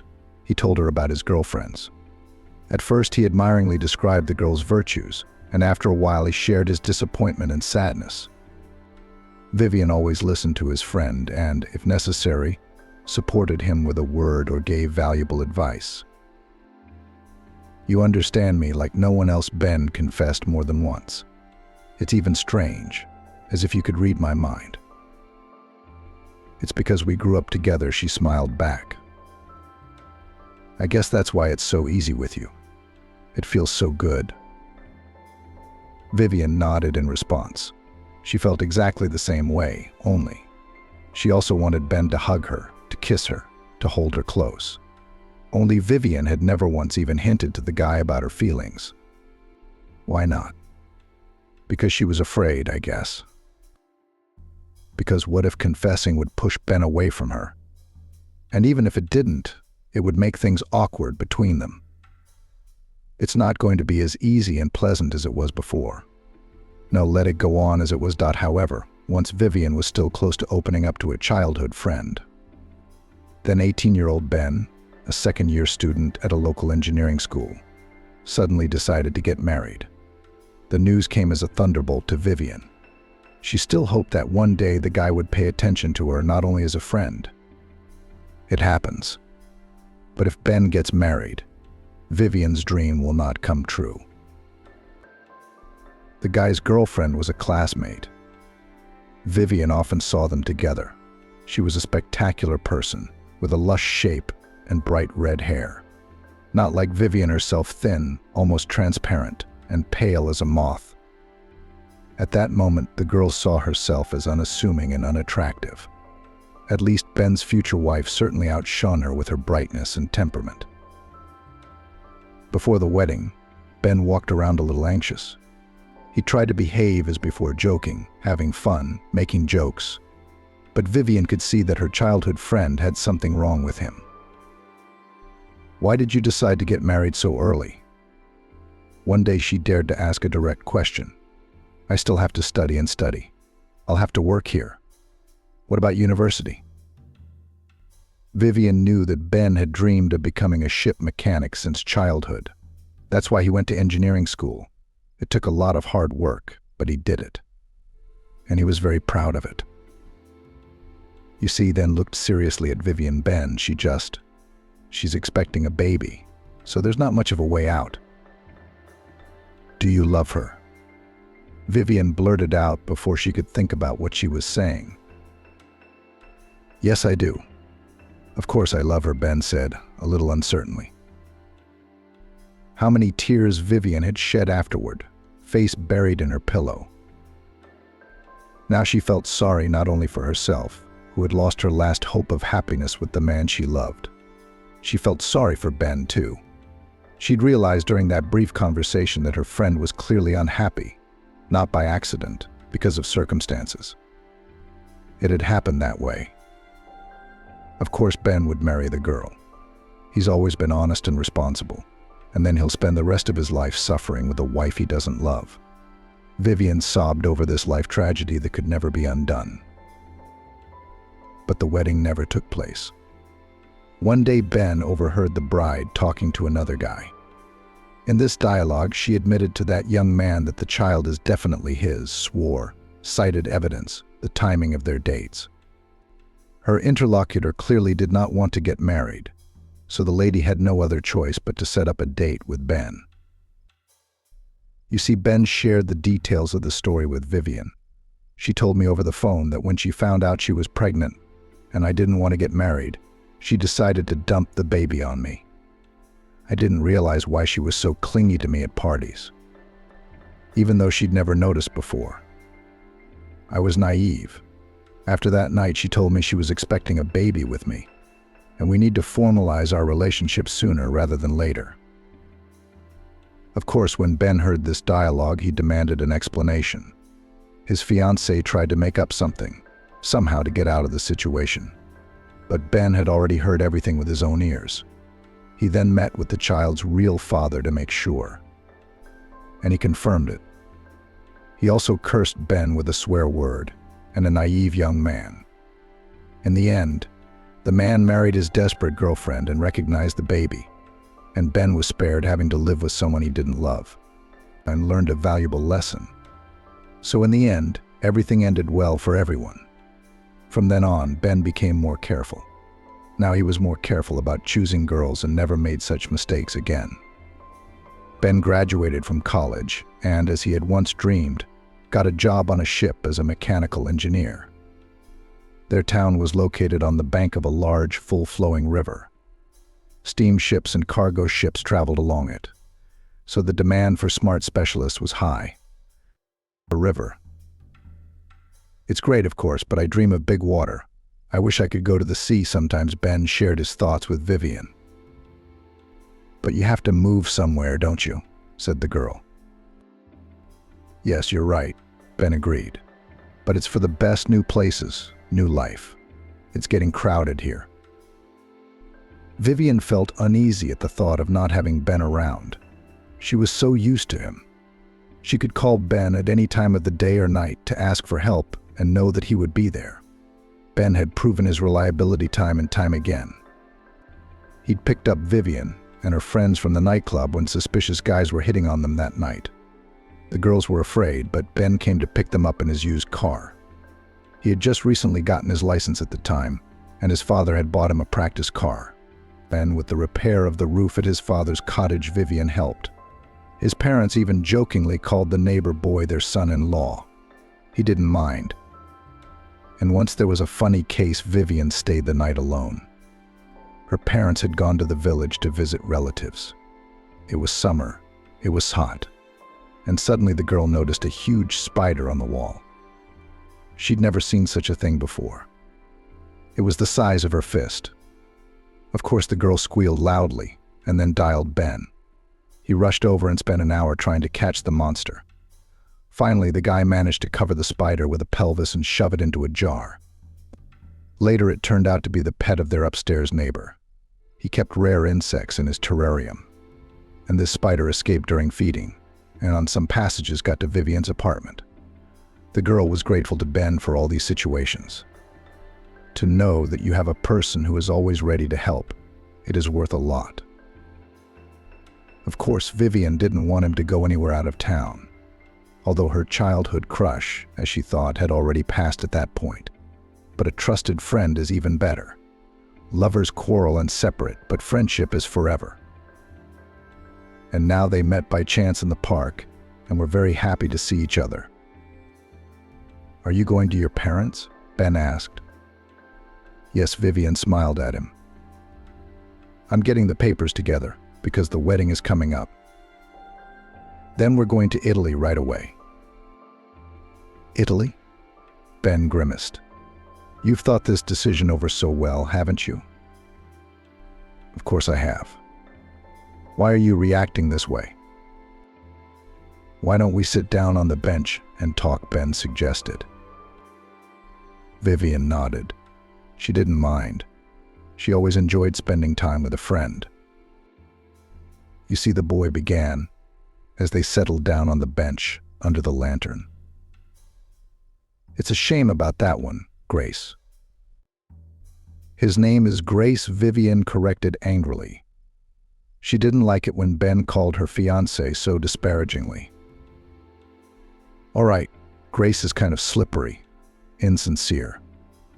I've seen him a couple times, but I've noticed that he's going out of his way to make everyone like him, and everyone's falling for it." "Everyone but you?" "Yes, except me." Ben nodded his head. "Don't you think you're making a big mistake now? You're safe here. You have friends, parents, a job, an apartment. You're protected from every angle and out there. I can't protect you there." That last sentence struck a deep chord in Vivian's soul. Ben. He was so used to protecting her that he was afraid to let her go to a foreign country because he couldn't look after her. "I don't need protecting," Vivian smiled at him. "Grace and I love each other. We have a wonderful relationship. I saw Trixie the other day. She says your husband's having some business problems." "What a talker," Vivian said jokingly. "Yes, I was sharing my worries with her." Grace was discussing his problems with someone on the phone. "Well, it's okay, he'll get over it." Businessmen have problems all the time. They happen all the time. "I wish he'd solved his problems first, then gone to his fiancée." Ben shook his head. "A normal man would have done that." "You're acting like the strict older brother I never had," Vivian grinned. "But it feels good. If you'd gotten to know Grace better, you might have liked him." "I doubt it." Ben shook his head. "He's slippery. He's got something dirty on his mind. I'm a good judge of character. That's why I almost married that redhead who tricked you into getting pregnant." He reminded Vivian of an incident from his youth. She thought the boy was going to smile and say something funny, but he only shook his head seriously and said, "Well, you compare. I was almost a child then, an 18-year-old kid. I'm not that man anymore. I can see Grace is up to something. I don't want you to be his victim or a means to some end." "That's ridiculous. He loves me. That's what Trixie tells me. And that Italian looks at you with admiration. He anticipates your every wish and showering you with gifts. But you good and honest girls don't need much. You're easily fooled." "But what do you think it would profit Grace to marry me?" Vivian put her hand on Ben's shoulder. A friendly, soothing gesture. Money. A marriage of convenience. But that's silly. He's a rich man. I'm the daughter of middle-class parents. So what's the catch? Are you sure he's that rich? Did you ask him for his real estate documents? Did you even look at his passport? Did you see his income statement? What are you talking about? No, of course not. I didn't ask him any of that. It's obvious. He lived in Italy, he drove around in fancy cars, and he paid for us everywhere.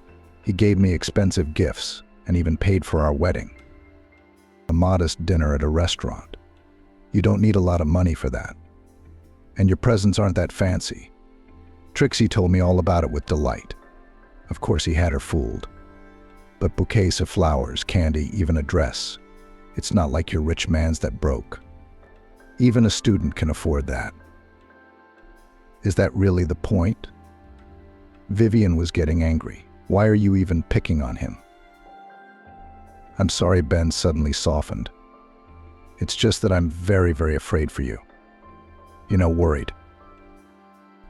Don't be. I'm gonna be fine. I'm gonna be great.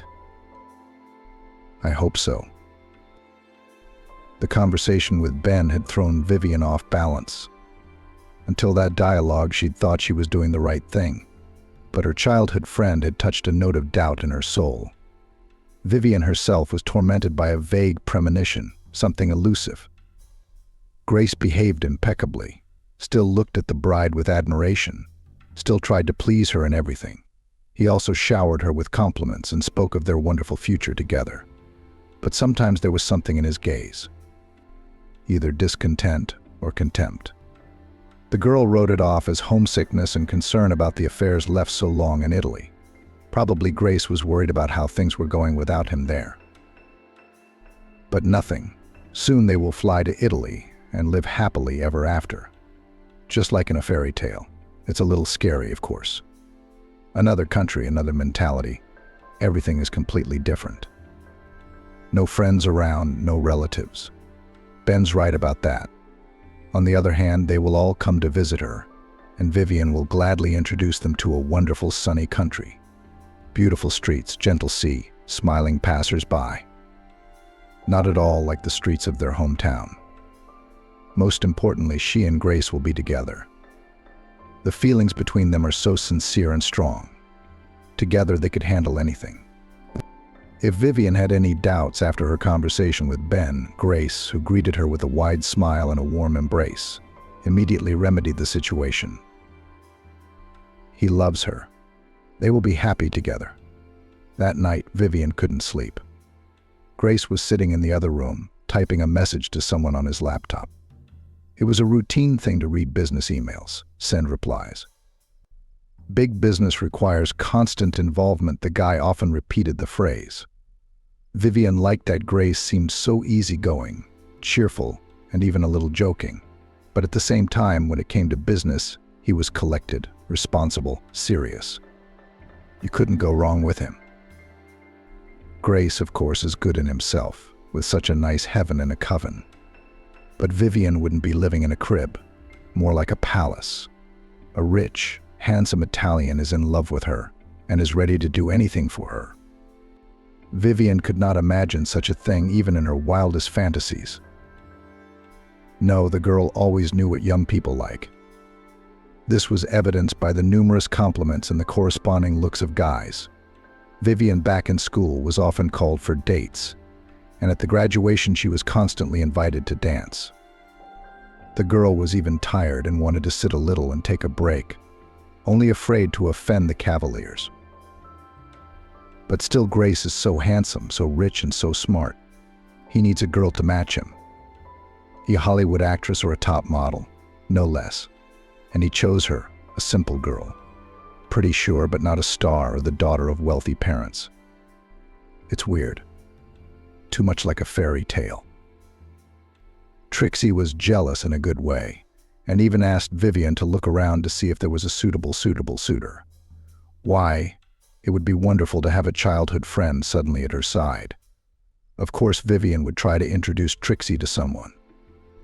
Grace, it turns out, has a lot of brothers, even if they're not siblings. He's an only child himself. Trixie's cute, even though she's self-conscious about her supposed fullness. Isn't she a bride? And what wonderful photos Vivian will take in Italy.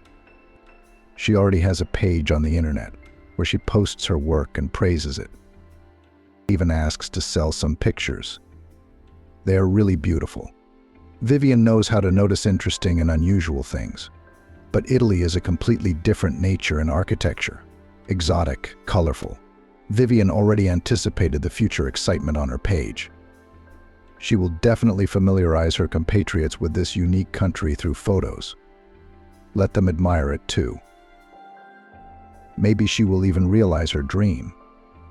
As the wife of a wealthy man, Vivian will probably be able not to work. Why should she? If Grace is going to provide for her family, and what would she do? Her degree in economics is unlikely to be valid in a foreign country. Different laws, different accounting rules. But the girl will be able to do her favorite thing. She'll take pictures. Who knows, maybe in the future it will bring her not only pleasure, but also money. And if not, it's okay. Now you don't have to worry about finances. Grace is incredibly rich. It's a very nice addition to the man you love. And then the phone rang. Grace. Someone was on the video conference. Vivian was all ears. No, she wasn't the type to eavesdrop on conversations out of curiosity. She just wanted to check herself to see how far she'd gotten in her Italian. Matthew, one of Grace's cousins, was on the line. First, the boys greeted each other, exchanged news, and in this short dialogue, to her satisfaction, Vivian understood every word clearly. But then the conversation took a strange turn. The girl understood everything, but she forgot to think about her success in Italian. The content of the dialogue was too suspicious and disturbing. "Well, are you going to get the money soon?" Matthew questioned. "And you think this kind of thing is quick?" Grace's voice sounded annoyed. "The wedding, the moving.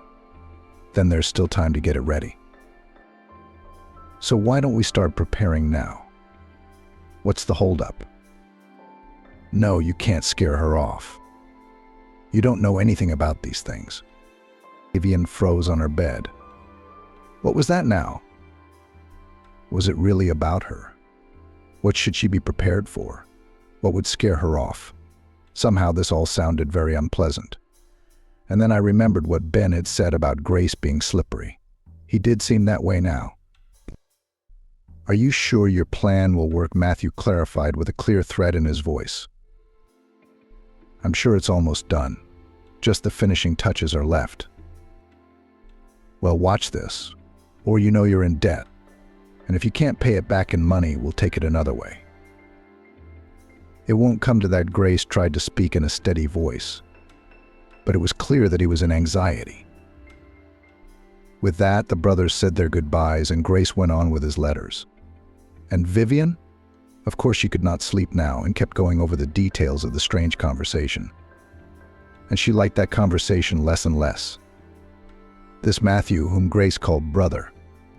He'd spoken to Vivian's fiancé in a dismissive manner, not unlike a cousin and business partner. Matthew was threatening Grace, and the latter was talking about some plans, money, and debts.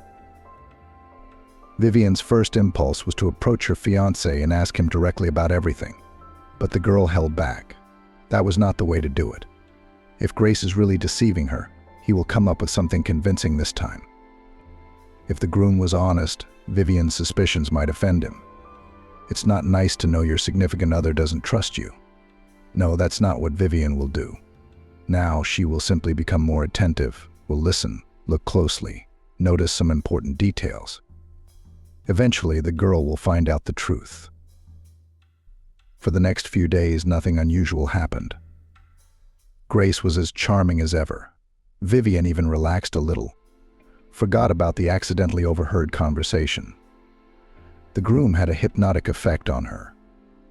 His gaze, his warm embrace, and his words that seemed to be able to pacify, to make her feel happy. With no one else had Vivian experienced such feelings. Vivian had not experienced such feelings before. And yet, when Grace once again called her mother from Italy via video call, Vivian turned to listen. She was in the kitchen at the time, Grace in the living room. The girl was washing dishes. The water was running noisily in the room. That was probably why Grace was convinced that the bride had not heard the bell. But Vivian, after her fiancé's strange conversation, did not blame herself for her excessive curiosity. The girl went to the door of the parlor and listened. She needed to know everything, absolutely everything about the man with whom she was going to tie her fate. Grace seemed to be hiding something. Perhaps his conversation with his mother would resolve this doubt. Vivian already realized that her fiancé was not as sincere and honest as he tried to seem, but she was not ready to hear such a thing. Grace's conversation with her mother turned out to be quite frank. He opened the girl's eyes to the situation in which she found herself. "Hello, son," the woman said affably, looking up from the screen at her son. "Hi, Miss You and little Lulu," Vivian smiled. She knew that Italians had a very strong attachment to their mothers, and thought that was a rather lovely fact. Here now, the grown-up Grace had unashamedly confessed to his mother that he missed her and his little sister. "I wish you'd come back already. So is the wedding coming up soon?" "In a week. It's not much longer. Then we'll go straight home. We'll almost have to pack." "Does she know yet?" "No, it's too early to tell her. When we get to Italy, her relatives and acquaintances won't be around. It's a very different situation. I shall have much more influence over her there." Vivian froze. There she was again. They're talking of some dangerous plans for her, intrigues. What was going on at all? Vivian suddenly realized she didn't want to go to Italy, and Grace could hardly be trusted. "You're so smart," the woman on the other side of the screen said with pride in her voice. "Your father was the same way, but you're even smarter. You've had a lot of wisdom since you were a child. Does this poor girl really believe that you are in love with her? You're so handsome and she thinks you're rich." "Poor thing" is the most hurtful expression for Vivian's blonde, this woman, future mother-in-law. She smiled so affectionately in her face and called her beautiful, while she herself is like an evil stepmother from a typical fairy tale. "You know I know how to be gallant when necessary. We will take into account," she said. She just lost her head over me. And it's so easy. A very simple task. She's as naive as a child. Well, all the better. "You bet. Back in Italy, when I took her and that friend of hers for a ride in the rental car, I negligently forgot to remove the rental tag from the passenger seat. And she didn't notice. She believed I owned an expensive sports car. She was so surprised. You should have seen her at that moment." There's nothing to be surprised about. She doesn't understand Italian, so she didn't realize it. By the way, are you sure your fiancé doesn't know the language? They don't. She can only translate a few words of Italian, that's all. She's not very bright at all. Lucky for us. Maybe we shouldn't be so frank in front of her. Don't worry. First of all, we're talking fast, so she won't get the point. And second of all, she's in the kitchen right now doing the dishes. The water's running. That fool doesn't even know I'm talking to you. That's good, my boy, because I have a lot of questions for you. What kind of questions? I think we've talked about this a bunch of times. But let's go over the basics again. How are you going to tell the girl that you're going to live in a tiny apartment in Rome instead of going to our non-existent estate with huge vineyards? That's nonsense. I'll say that I have business in the capital and will stay in my studio apartment here for the time being. I've already rented it for a few weeks. Oh, it's costing me a lot of money. At first I let the dust in my eyes, rented cars, took them to clubs in Italy, gave them gifts. Now I live in her apartment. I save money, like a hotel, but I have to buy groceries and cook dinners for her to maintain influence on her. Now I've got this rented apartment in Rome. It's okay. If it works out, you'll cover all your expenses and pay off some of your debts, Grace said. Yeah, the most urgent debts have to be paid off soon. Ultimo is harassing me, threatening me. He doesn't want to wait any longer. I told you not to mess with him, the woman said with concern in her voice. I thought I'd make good money with him. But that's how it turned out. Now I got to make it work. First of all, you'll pay off the motel debt, and then you'll take care of the bank loans. See if we can get out of this debt hole of ours. I'm sorry I can't help you. Come on, Mom, you're always so supportive, aren't you? Vivian stood at the door. She'd already realized that Grace had lied to her. Lied to her from the start. He wasn't a businessman, he was in debt. And Ben wasn't his cousin at all. Grace owed money to dangerous people. He's been pushed to the wall, and the charming Italian is desperately looking for a way out. The fancy cars aren't his. They were rented. The apartment where the newlyweds planned to go after the wedding was also rented, although Grace claimed he'd recently bought it with money he'd earned. Vivian had noticed the pride and fire in his eyes. It was horribly disgusting. It's also frightening, disturbing. It was not clear what part she, Vivian, played in this scheme. What was she to do with it? Mother and son continued their conversation in full confidence that no one would hear them, and if they did, they would not understand. Your fiancée, doesn't she know anything? Grace asked. No, why should she? She grinned. She's in love with me, like Juliet with Romeo. She looks at me with loving eyes and agrees with every word I say, so it won't be hard to convince her to sell the apartment, especially once we're in Italy, away from her family. And I'll give the money to Ben, and Ultimo will finally be off my back.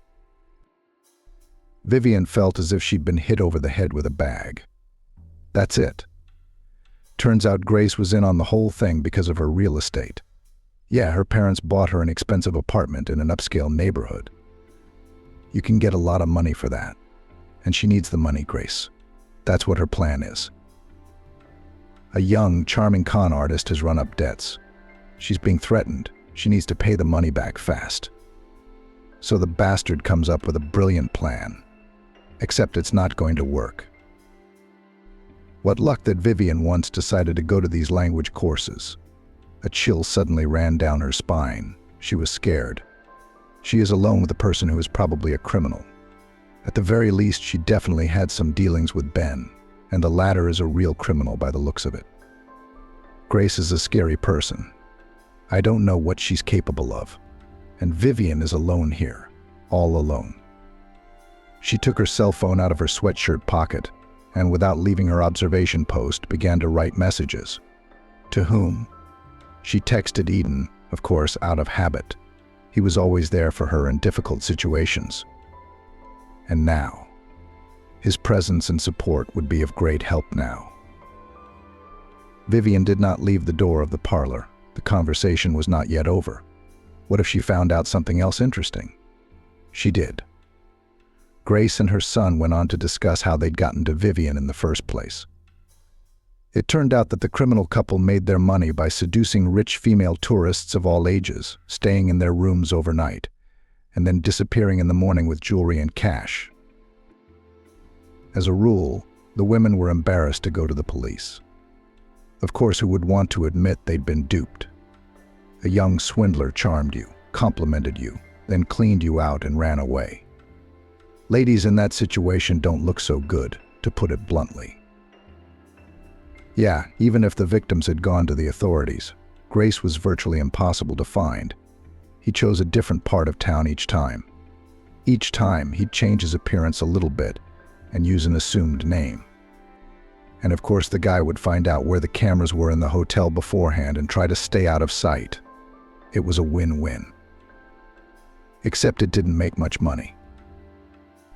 Grace had debts, lots of debts. First, bank loans. The guy loved the high life, vacations, expensive cars, brand name clothes. He shamelessly took loans, which then, of course, had nothing to repay, because Grace did not work. He had no education, no desire to work for anyone. That's why Grace got involved with Ben one day. It seemed to the guy that it was a great opportunity to easily and quickly earn a decent sum. But something went wrong. Grace ended up owing dangerous people. They kept calling him, threatening him. The debt increased every day, which drove Grace to despair. He realized that if he couldn't find the money, he might not be spared. Vivian learned all this while standing in front of her own living room door. And then Grace's mother, who was well aware of her son's means of earning money, proposed a wonderful plan to her offspring.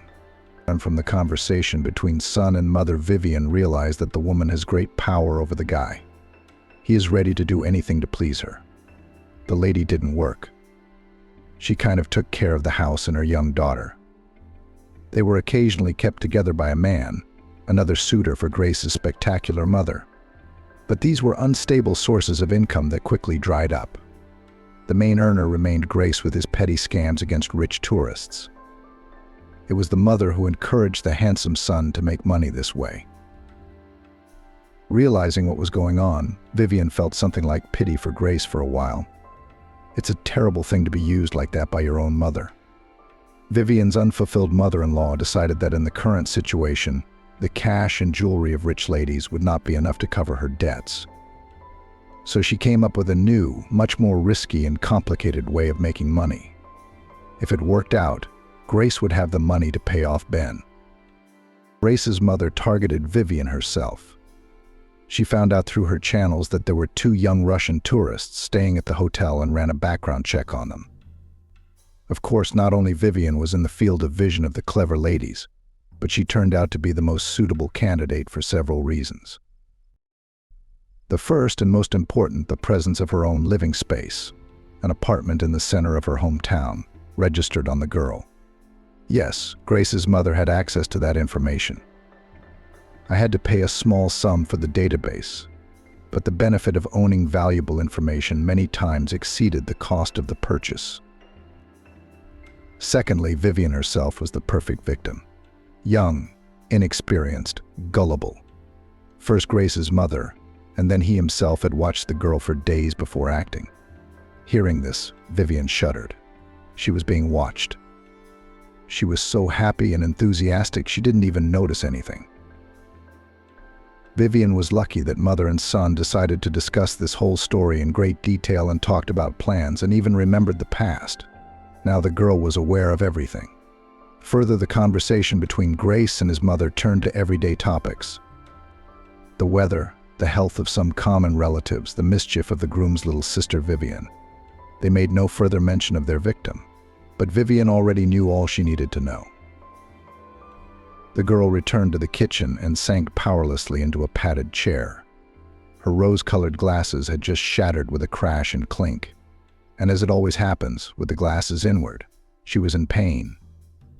Unbearably hurt that the beautiful fairy tale and unearthly love had all turned out to be just a deception. And Grace wasn't the perfect prince on a white horse, but a con man. He has no feelings for Vivian, only pure calculation. According to Grace and his mother's plan, Vivian was to be the wife of the con man. Together they would go to another country, live in a rented apartment, which Vivian would consider Grace's property for the time being. Then the young husband would ask her to sell the apartment, and Vivian would agree. Of course she would. Grace would surely think of some plausible excuse. He'd been working her over so skillfully all this time that there was no doubt Vivian would sell the apartment and give him the money. And then the divorce. And Vivian would be alone in a foreign country with no money and no support. Of course, her parents would not abandon her in a difficult situation, would send money for a ticket, and the girl would return to her native country, where she would no longer have her own apartment. Even to imagine such an outcome is scary. In Grace, he would have gotten away with it, because legally he did nothing wrong. Vivian would have sold the apartment herself and handled the money herself, giving it to her spouse as she saw fit. There is no crime. It doesn't seem to exist in this situation. What kind of cunning plan? But Vivian did figure it out. She decided to wait until Ben arrived, to whom she'd written a couple of messages. Until then, She would do nothing. Who knew how Grace would behave when she realized that his plan had failed? I mean, this was a long-term project for the con man. The guy invested a lot of time, effort, and money to impress Vivian and create the image of a rich groom. The con man had to go to a lot of expense. Oh, he's going to be pissed. It would be better if Vivian wasn't alone at the moment of exposure. But the girl did not hold back. After speaking to her mother, Grace entered the kitchen with a fond smile on her lips. Now she seemed to Vivian unpleasant and insincere. But only half an hour ago she had been admiring the dimples on her lover's cheeks, which appear when he smiles, admiring and feeling happy and loved. "Shall I help you, my love?" Grace asked, pushing Vivian away from the sink where she was washing plates. "I'm getting used to the royal life. In my house you won't be doing kitchen duties, dishes, washing, or laundry." Here Vivian couldn't take it anymore. Restrained anger, despair, and frustration burst forth in a mighty torrent. "Of course I won't be a maid in your house," exclaimed the girl. "I shall never be in your house at all, because you have no house at all." Grace, perhaps for the first time since the day of their acquaintance, looked confused. The boy flapped his long eyelashes and shook his head. "I know everything," Vivian repeated calmly, looking into Grace's eyes. She was triumphant at this moment. He thought she was a naive simpleton, an easy victim, trying to take advantage of the inexperience of a girl in love. Well, you got the wrong girl. Vivian isn't that simple. "How did you know that?" Grace seemed to realize there was no point in denying it. "You spoke too frankly to your mother in the purest Italian," Vivian blurted out. Grace's eyes widened in surprise. Yes, as the girl had once planned, she had impressed him with her knowledge of Italian, just not in the situation in which it was supposed to happen. Grace was angry. The girl noticed it at once. A bad glint appeared in his eyes. His hands clenched into fists so white his knuckles turned white. Vivian tensed. She was afraid. She suddenly realized that she had been wrong to snap, wrong to change her decision to hold on until Ben arrived. But Vivian didn't show her fear. "Get out of my apartment," she sternly ordered her estranged husband. "Right now I'll pack your things and leave them on the doorstep. And then leave immediately, or I'll call the police." "I will," Grace whispered, slowly approaching Vivian. She instinctively retreated to the windowsill. Like a frightened bird, she wondered what he could do to her in her condition. He was obviously up to something evil. "I'll leave, but I'll pay my expenses first. The money I spent on you. That's fair, isn't it? Give me your jewelry, your money. Your money. What else you got? I'll leave." That's how Grace's veneer of sincerity and benevolence came off. Now Vivian was faced with a greedy and unpleasant man, a fraud, a cheat, a deceiver who might even be capable of physically harming her. How frightful. "I don't have any jewelry," she whispered. Her fervor had worn off. Now she felt only horror in the face of the all-consuming danger that would rob her of her will and paralyze her. Grace rushed into the rooms, smashing and breaking everything in his path. Vivian could hear him slamming closet doors, searching for something to sell. The boy was desperate.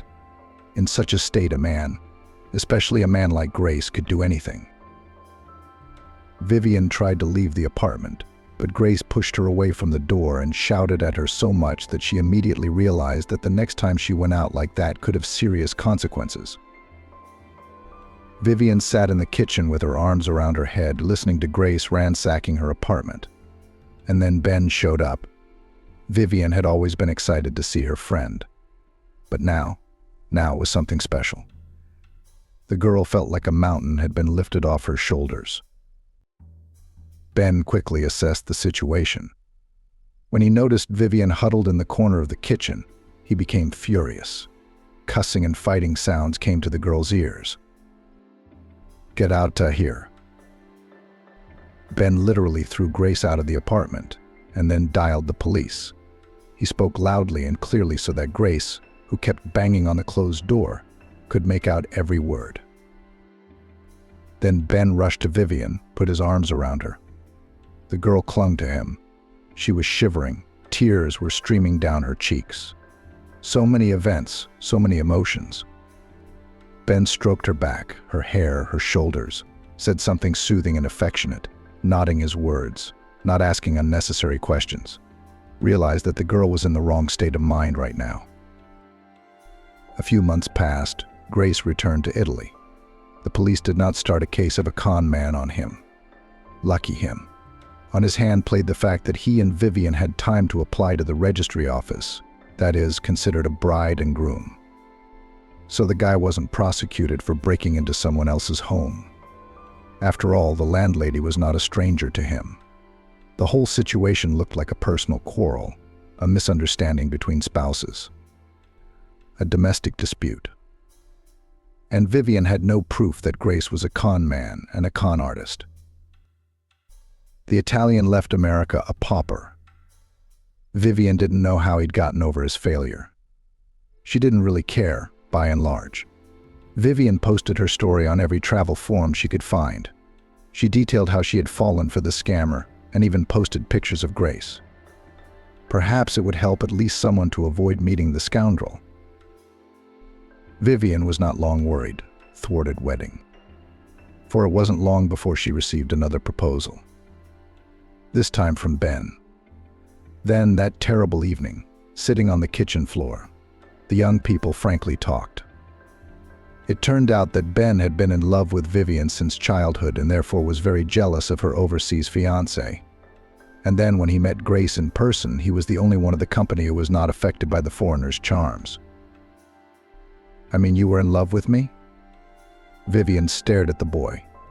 The surprise that followed this confession, for the time being, even overshadowed the emotion of Grace's disclosure. "I was your secret admirer, and you thought of me only as a girlfriend." "You've said that many times yourself," Ben smiled. "All I had to do was watch your many affairs from the sidelines and wish desperately that I could be one of those guys someday." "What fools we were," Vivian laughed. "Thanks to that Grace of yours. He really is an angel, isn't he? It's thanks to him that we've finally gotten it all straightened out. I've had a crush on you since first grade. But I didn't think I'd be attracted to you as a guy. That's why I became your friend. So I could at least be there for you, keep you safe." Anyway, Vivian was getting ready to get married again, only with a completely different man. This time she had no doubts or worries. Everything was going right now.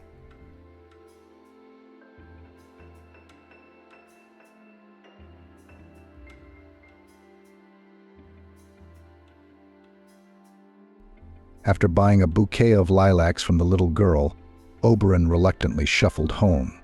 Barely entering the apartment, she froze. Oberon was funny, such a sweet and cozy woman. Such cute, a little ridiculous individuals made her face involuntarily blurred into a smile. For some reason, it became immediately clear that before you a good-natured person who will not do meanness, will not betray, is not sick of dirt. Where did such confidence come from? Small height, dense build, hilarious redhead, all some kind of sunny, with a scattering of freckles, bright blue eyes, chubby pink cheeks. She walked on the ground a little lopsidedly, like a bear cub, a marvelous shade. People with this appearance from childhood teased red-haired clown. Oberon was not exempt from this fate. Having long since come to terms with such a bright appearance, it is characteristic that the mockery after the first acquaintance with a fiery red-haired girl, and then a girl and a woman, always stopped very quickly. Oberon conquered offenders with her naive directness, unwillingness to give a vicious rebuff in return. Why offend such a harmless creature? It was more pleasant to be friends with her. In this case, Mother Nature managed to award the girl a lot of dexterity in children's games. At school physical education classes, she did not lag behind her peers. Moreover, was the leader in many pranks in the kindergarten. It was Oberon took the little gang out of the territory through a gap in the fence, as the leader led the kids to the neighboring garages, where the bravest were offered to test the ride of courage. The rules were simple: climb to the roof of one of the garages on a rickety and someone forgotten at the gate ladder. Then you go to the garage closest to the children's institution, from which you jump into the sandbox standing by the fence. So that the friendly team was not afraid, the first to do all these simple manipulations, Oberon. In a minute, her ringing voice, already encouraging, was heard from the platform behind the swings. "Let's be quiet, or Kira Swan will notice." Everyone climbed, crossed, and jumped. Except for Kieran, who was long and skinny. He'd always been a bit of an outlier in their older group. Why on earth had he even gotten into this adventure in the first place? Accepting the jumpers, Oberon seated them on a bench. While the teacher was chatting with her colleague about something, Oberon went to the eye again. The confused Kiran was shuffling from foot to foot at the garage, not daring to step on the bottom step of the fragile ladder. "Give me your hand, I'll take the first one, and you follow me," said Oberon. From the garage, too, jumped off with a strong duet. Hand in hand, with briefcases later, they went to the same first grade. The irredeemable ones, the little bully Oberon, and the unintelligent Kieran. She dragged him along with her in all her mischief. They walked from school past the fountain near the plant office, the furniture factory. September is still hot in their southern town, and they are tired after school. Why not cheer up? At home, Oberon has only an old grandmother. She won't notice they're both wearing their school uniforms. Jump over the edge to where the water's up to their waists. Gracious coolness, tight jets of water falling from above. It's great, especially since Kiran's mom has no time to take care of him. For months he was in the care of a nanny, always trying to escape to the house of a girlfriend, where cozy smells, delicious buns, and cherry compote. A 3-liter jar with this sweet delicacy is never outnumbered here. They come quietly in wet clothes. Kiran even had an old tracksuit to change into. And they would come to their grandmother, were hungry, were exhausted. So they grew up in this modest, old-fashioned apartment with carpets on the walls, crystal on the shelves, an empty chest of drawers with thick, fluffy plaids, in which they wrapped themselves in winter, the two of them to watch their favorite cartoons about Tom and Jerry on TV. Oberon's parents were oilmen who spent their whole life somewhere near a drilling rig, designing it themselves, then controlling whether there were any failures in its work. They would go to their daughter's house for a couple of summer months, and then all together they would go to the Black Sea. It takes only 5 hours to drive from them to the coast. It's a paradise there. The salty reservoir rolled on the sand or pebbles with foamy waves. The sun covered my skin with bronze tan. Palm trees and magnolias glistened with foliage. The last representatives of tropical flora also dizzy their heads with the sweet, fragrant aroma of their white, graceful flowers. There was even an amusing incident in their family. One evening, while everyone in the boarding house was at a dance, Oberon's father, Vincent, climbed a tree and plucked a fragile magnolia flower for his wife. In the room, they put it in a water pitcher. It's a good thing the maid stopped by before they went to bed to see if they needed anything. "You're out of your minds, dear guests," she gasped. "It is good if you just have a headache from this insidious plant. And there are cases of people with allergies, which reaches anaphylactic shock." One tourist, the same fan of romance and magnolias, from us once barely managed to get to the hospital. Without waiting for objections, the maid quickly picked up the jug of already fading beauty and took it to the balcony. "That's where you go and admire it," she grumbled. "I'll bring you another container for drinking water. What do you think you're doing, poisoning yourselves here in our institution?" The next day, Vincent dutifully went to the local market and brought his red-haired wife a bunch of large daisies and a large watermelon with thick black seeds and bright red, juicy flesh. The incident was exhausted, and the new experience was recorded for the future. By the way, Oberon had been born such a pretty redhead for a reason. She was a smaller version of her mother, Stacy, a carbon copy of herself. Vincent, who had come to the windows of the hospital on the day of Auburn's birth, couldn't contain his emotions. Yes, Stacy, you're obviously two golden red-haired creatures in one family. It's a treasure trove. There's a reason you were so toxic the whole pregnancy. Our daughter could braid her hair out of that fire fleece. When in her childhood, after watching a cartoon about a red-headed redhead tried to start complexes because of her hair color, Stacy stopped them once and for all. "Daughter, take a good look at me," Stacy said. "Has my hair the color of shiny copper ever hindered me in life? My red locks, like a generous sun, kissed on the top of my head. You're always on display, always bright and always happy. Your life, too, will be if not a constant celebration, then certainly not a boring everyday. Believe in yourself, Abby.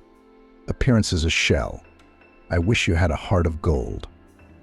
Good people get back 100-fold the warmth they give, even if they forget the good deeds themselves." Oberon remembered her mother's words from that time. It was as if she had stamped on a metal surface an inscription dear to her heart, the kind of engraving one usually writes on commemorative gifts. She loved her parents fanatically, despite the fact that she had seen little of them. And now her now gray-haired enthusiasts, Vincent and Stacy, were away working on new drilling technology. How many young engineers are there around? And no, if something complicated is being implemented in a distant enterprise, Vincent and Stacy are as good as gone, Oberyn thought. She had long since gotten used to their long absences, having learned to be quite independent after her grandmother's death. She'd gotten married early, almost right out of high school. A young married lady is not a big deal. You have to live up to your status. Oberyn's husband was that childhood and youthful friend, the unforgettable Kieran. They had been so used to being inseparable since kindergarten that their marriage was taken for granted. Love is different, isn't it? Some people build relationships on the flames of passion, while others spend a long time choosing, courting, and pursuing the object of their desire. Kieran and Abby had another version, which is usually called love friendship. It seems that no one sighs for anyone. Under the moon on the bench stars do not admire. Candy and bouquets in the heart does not carry. But it was astonishing that such a phenomenon could be written down in the new medical discoveries. It became difficult for Kieran to breathe without Abby, and panic appeared. Abby had to know every minute what was going on with Kieran, what her heartfelt friend was doing. Kieran seemed to really need help, or at least a kind word of approval from Oberyn. But she wasn't around. They both did evenly in school, no brilliant successes, but no embarrassing failures either.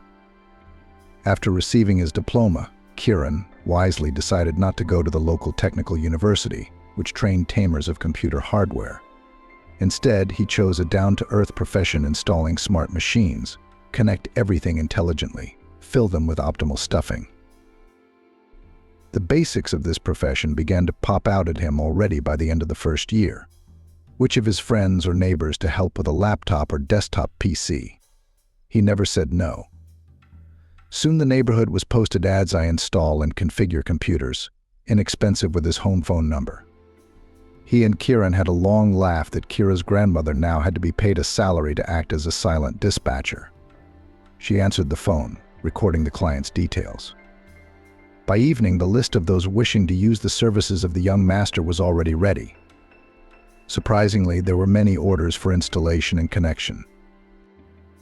Soon Kieran and Oberyn could afford frequent trips to their favorite pastry shop with divinely delicious cakes and coffee. By the winter session, they had accumulated a sum of money in their unexpected expenses piggy bank. It would be enough for their common beautiful dream to see St. Petersburg in all its glory. Both of their parents were away for long periods of time, so Kieran didn't need to come home after class. He worked in the improvised workshop they had built in the apartment, coming only at night.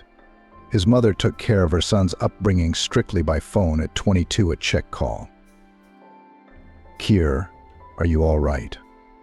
Eating regularly, preparing for the session. "Yes, Mom, everything is fine," he answered. A theatrical pause followed. "Then I can work in peace. I've got a lot on my plate." and Kieran's mom would disappear again with the dial tone. He sometimes didn't even know in which city his mom was shining on the stage at that moment. Oberyn and his grandparents, as she affectionately called them, were no less punctilious. Their interrogation was usually meticulous, but it was Vincent's grandmother, not Aubrey, who peppered them with questions. She reported cheerfully that everything was going according to plan, that her granddaughter had passed her credits and exams on time, without arrears. And now the girl was going with Kieran to the northern capital. Even airplane tickets have already been bought. After the conversation with her grandmother, Stacy and Vincent looked at each other. "Don't even get me started," the man said. "They're both 18 now. Kieran is a decent guy. I trust him. He would never hurt our girl." Aubrey has chosen a very interesting profession for herself: organizer of festive events, specialization event manager. Lucky that there is such a faculty right in their city, at the Federal University. It is called, however, ornate crowdsourcing and event management. But the group was excellent. The guys and girls were all creative individuals. A month after the beginning of the classes, they were already having fun at the kapustnik, singing in the choir, learning national dances, learning the science of stage craftsmanship, and studying the psychology of influencing hearts. Abby did not just come home from school, but flew on wings, joyfully sharing all her achievements with her grandmother and Kieran. So both of them passed the session without any problems. Abby and Kieran flew to Peter, a city that was both majestic and silent from the heavy frost, at lunchtime. After settling into their room, they immediately rushed to the Georgian cafe in the building across the street. Khachapuri with cheese, khinkali filled with minced meat, hot juice and spicy Abkhazian snacks. Everything was unusual, and therefore delicious. They ordered themselves a glass of red wine like adults. Now it seemed to them that they were not students, but solid, experienced men and women. Next, everything happened rapidly. They came out of the friend zone, barely returning to the room. They had fallen asleep in each other's arms 1,000 times before in the evening to the peaceful hum of the television, always hugging each other in a friendly way when meeting and parting, kissing each other on the cheek, touching their lips to each other's foreheads if there was a suspicion of fever. There were no vibes, no chemistry, which seemed to appear at such close communication of young people. And they had never in all that time fallen in love with any of their peers on the side. Among their classmates, they were an unspoken couple, only together, only next to each other. All the gossip had bypassed them, but their hormones were dormant, not pushing them to sensual actions. Here in St. Petersburg, they, inexperienced, young, heated by wine and impressions, became close so naturally, as if they had already entered heaven. The full moon smiled, winking at the shining stars. Young people, may the heavens grant you personal happiness." Bobby and Kieran, engrossed in each other, did not hear the moon's whisper. And was there one? Maybe the wind and snow had dreamed it all on that magical St. Petersburg evening. The trip to northern Palmyra was a revelation for the guys in many ways. They lived in a miniature hotel on Maratha Street, a few meters from Nevsky Prospect. The temperature outside the window was increasingly dropping to -15 degrees Celsius. There was an additional cold and dampness from the numerous reservoirs. The snow crunched underfoot. We didn't walk for a long time. We saved ourselves in cafes. We took several cups of different teas, arguing which spices gave it a particularly memorable flavor. Sometimes we had a couple of shots of sweet liqueur or mulled wine. For dinner, we brought sweets to the room. From the cafe candy shop again, they piled tea or coffee and enjoyed socializing. The romantic journey flashed by like a single day. They returned home, as always, holding hands. Peter had won their hearts forever and bonded them together even more tightly. A month later, Abby felt distinctly sick. She felt nauseous in the mornings when her grandmother baked pancakes for breakfast, and in the evenings when she cooked pasta patties for her. Stacy was far away from her daughter at that moment. Abby was certainly not a naive little girl. She had long ago bought a pregnancy test from the drugstore that showed the coveted 2 stripes. She broke the news to Kieran, who immediately reassured her. "I know, my dear." "How do you end up so close to the opposite sex?" Oberyn asked. "My mother won't be home for 2 months. She has another tour. I don't intend to wait for her consent. Kieran and I have decided to get married. Make sure you tell her. We'll apply tomorrow. We'll be officially married in a month. Our baby must have a father and a mother. The decision is not open for discussion." "You, Kieran, make it simple," she said. "Where will we live, and with what money?" "It's nothing," he replied. "My mother is in a common law marriage with a new man, travels with him in cities. Then he takes her to resorts to rest. The apartment is completely at our disposal when the deadline comes. You'll take a sabbatical. I've already gotten used to the orders. Word of mouth works. Some clients recommend me to others. I've also prepared a new batch of ads with a different contact number." Mother Kieran, actress Rose Arnold, though she was a supporting actress in the local theater, but on tour in the reserve cast went always with great pleasure. And Kieran's fathers were constantly changing. A lot of husbands, a lot of passions, so necessary for a creative person. Otherwise, how to play love on stage. In the affairs of her grown-up son, she as long ago did not interfere, almost stopped the daily evening interrogations. Rose firmly adhered to the position bad news finds people. If it is still quiet, then everything goes its way. The last man, Rose, was from the theater commercial circles and suited her most of all with his generosity. To be fair, outwardly Rose Arnold in her 50s was still very good-looking. Over 40 years old in the evening light, as she herself joked. Even detractors had nothing to say. The well-groomed coquette was already a little over 50, but she did not lift anything heavier than cutlery. She was helped by her housekeeper and her son's nanny. What an enviable life. Official marriages in the passport Rose Arnold was 3 pieces, but unofficial romances she had not countless. And who needs that boring arithmetic when it comes to Rose? She had one specialty: she could sing romances in a thick, low voice. Although she did not learn vocals and did not learn, but will raise to the sky large languid eyes with skillfully lined black pencil eyelashes, slightly raised in a graceful question eyebrow, open sensual full lips and draggy told me be you mine and I will live. Passion burning. Another man with a delicate mental organization fell into the net set Rose. Looked at her like a rabbit on a boa constrictor, hurried to fulfill any of her whims, opened access to his accounts and cash. Rose wasted no time, pampered herself, her favorite, as much as she could, knowing that she could not keep her lover for long. She had an empty, boring soul. God had hurt her intellect. But she herself considered further mental development as an empty occupation. She could not hold a conversation in a decent society. She was more silent, parading around the hall and showing another flashy outfit. Men with money are often not fools. They quickly lost interest in her and disappeared from her horizon. The trouble was that Rose, like any man, inexorably aged.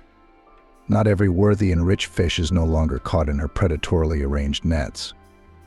She did not want to look at the smaller specimens, carefully watched her behavior and words to keep her partner longer. And this time she did not let go of her young lover, even for a moment. Men were becoming fewer and fewer, and age was getting scarier. Vincent and Stacy took the news of Oberyn's imminent marriage and pregnancy to heart. They agreed to celebrate the wedding in the summer during a vacation, when they will be in their hometown, and Rose Arnold will have a break in the tour schedule. The young people were now leading a shared family life for 2 homes. After university classes, Oberyn and Kieran would go to their grandmother's house for lunch, and then go to Kieran's apartment. The boy would again fiddle with another order at home, or go out on a call. Oberyn was preparing for her seminars, running an unpretentious household. She began to take lessons from her grandmother, a skilled cook, and soon she could cook something simple for herself and her young husband. In the registry office, they were signed a month after the application was submitted.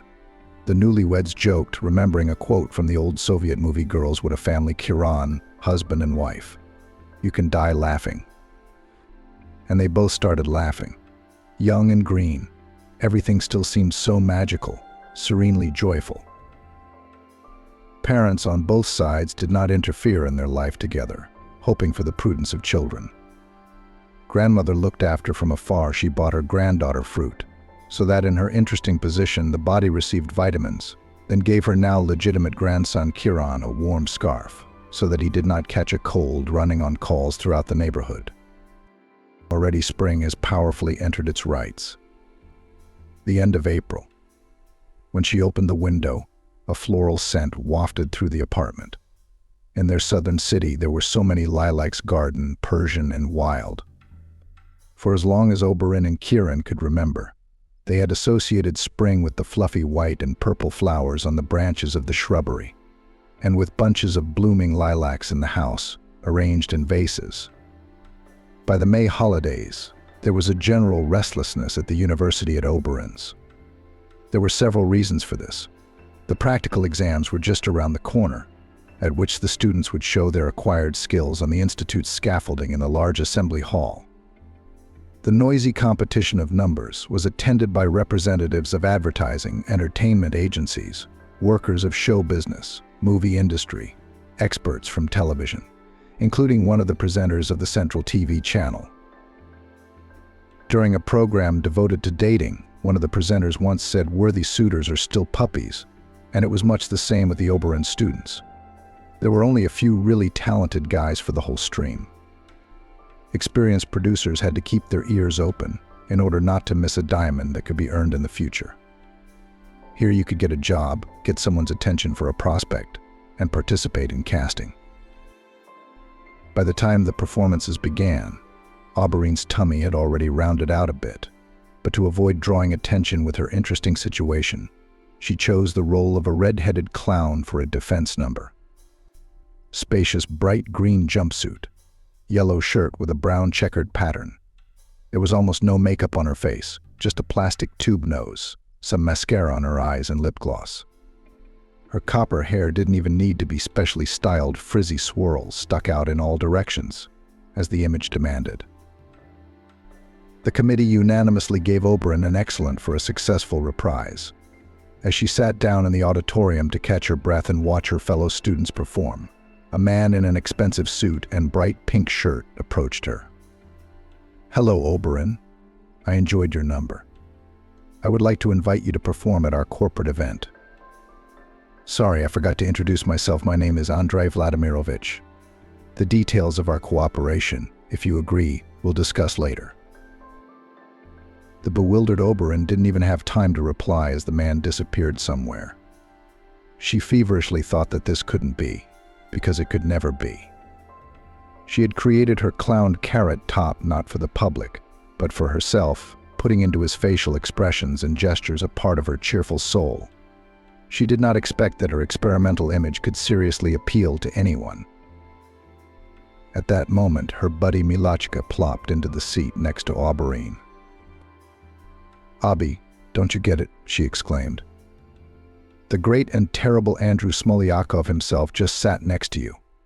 His modeling agency, Aphrodite's Favor, has girls from all over our county signing up for auditions 6 months in advance. Do you know how he was nicknamed in bohemian circles? Janie." "Who? Why Janie?" Mila shrugged, just jealous of his success. "His nickname is the 3 R's, which means dude, dodger, and dodger. He is an excellent swindler, but what a pro. He's got a diamond in the rough. If he spotted someone in the crowd, expect a brilliant career in the modeling business, to file on the world's catwalks, fame and fans. What kind of questions would he have for you? You're a mother, you're not in the trend, and you're pregnant. Is Andrew losing his business acumen?" Oberon didn't know what to say to this agitated speech. A void in her mind. She was more concerned about why Kiran hadn't returned her phone call. She was so eager to share with him that she passed the credit she dreaded with a yay. At the same time, Andrew, to whom Mila had just sung praises, was sharing a new idea with his assistant. I found a unique person, a young lady performing a skit with a red-haired clown. It will be a furor when we release her on our stage. The contrast between natural beauty and nature's jokes on her appearance. Have you seen this person? She's a walking misunderstanding. But she's a sweetheart. A mix of red hair and spontaneity. What kind of person would take her place? The other one would have burned with shame and complexes, but this one doesn't. Apparently she lives with her head held high. I even saw a wedding ring on her hand. Found a lover of such ugliness. And Andrew, very pleased with his caustic humor, laughed. It was good that the naive Abby did not hear his words. Although who knows, maybe Andrew's words would have hurt Auberine, but would have saved her from a great misfortune. Andrew's assistant found the young woman the very next day. The background information was as follows: a famous modeling agency was planning another show. Auberine's task as a red-haired clown was to entertain the audience in the pauses when the models from Andrew's agency would be changed into the next outfits from the collection of a local designer. The action was to take place in a fashionable hotel, stylized as a medieval Gothic castle. All the capital's bowmen was to gather at this outlandish performance. Auberine, who for participation in the show was offered a fabulous fee by student standards, was not afraid of the stage and the audience in a huge hall with velvet armchairs. But the hotel complex itself struck her at first sight with its mysterious atmosphere. With her exuberant imagination, she immediately imagined nightly tournaments, beautiful ladies in lavish dresses, balls, intrigue and unearthly love of imaginary heroes. Auberine did not move through the halls like a bear this time. She had even muted that ability. She walked like a fairy with a magic wand in her hands, mentally touching people and objects, immersing them in the fairy tale that was already being born in her head. On the improvised catwalk, everything happened exactly as Andrew had planned. The fashion collection was done in black and white colors. It had a cold, sharp, steely sheen. When a red-haired clown appeared on stage during the breaks, the difference in theme was so great that everyone involuntarily admired again the talent of the young clothing designer and his innovative views on how femme fatale should look like. The intended effect was 100% realized. Auberine, inspired by her successful performances in front of so many people, decided to have a little snack. A buffet was set up in the lobby bar. The mom-to-be put a couple of canopies on a miniature plate, took a glass of lemonade from the tray, and sat down in a secluded place on a soft sofa. After a couple of minutes, she heard muffled voices. In one of them, she recognized the commanding tone of her local patron. "Joshua, have you seen those ginger ugly things?" "Poor girl," someone said. "You don't often see such a hopeless case of total lack of beauty. You are the very creator of female goddesses, to whom you give long, slender legs, to whom you give deep, expressive eyes. And who will you give a luxurious hair? Can you believe she has a wedding ring on her hand? I can't even imagine a man who could sleep with her of his own free will." Auberine dropped the canopy from her hands. Andrew, a well-known person in the city, philanthropist, businessman, owner of the realm of female beauty, said all this with such contempt, as if he were talking about some disgusting insect. "You see such an ugly thing, you want to step on it and crush it." All of Stacy's words about the special charm of redheads were instantly forgotten. In her head, as if in a cramped cage, her thoughts rattled. The program is over. I don't want to wait for any honorarium. Get out of here. Out now. Auberine ran out of the lobby bar and immediately ran into the two men talking with glasses of cognac in their hands. "Damn, Andrew, your stage vis-a-vis just heard us talking," one of them said. "Hold her and calm her down." But it was no longer possible to hold Auberine, who was rushing forward. She started rapidly down the narrow spiral staircase to the first floor. The wrought iron railings beneath the smooth, shiny handrails were all decorated with graceful roses, so skillfully crafted that they were indistinguishable from real flowers of royalty, with buds, leaves, and thorns blooming. Near the next flight of stairs, the wide pants of his stage costume, caught on one of the sharp metal branches below.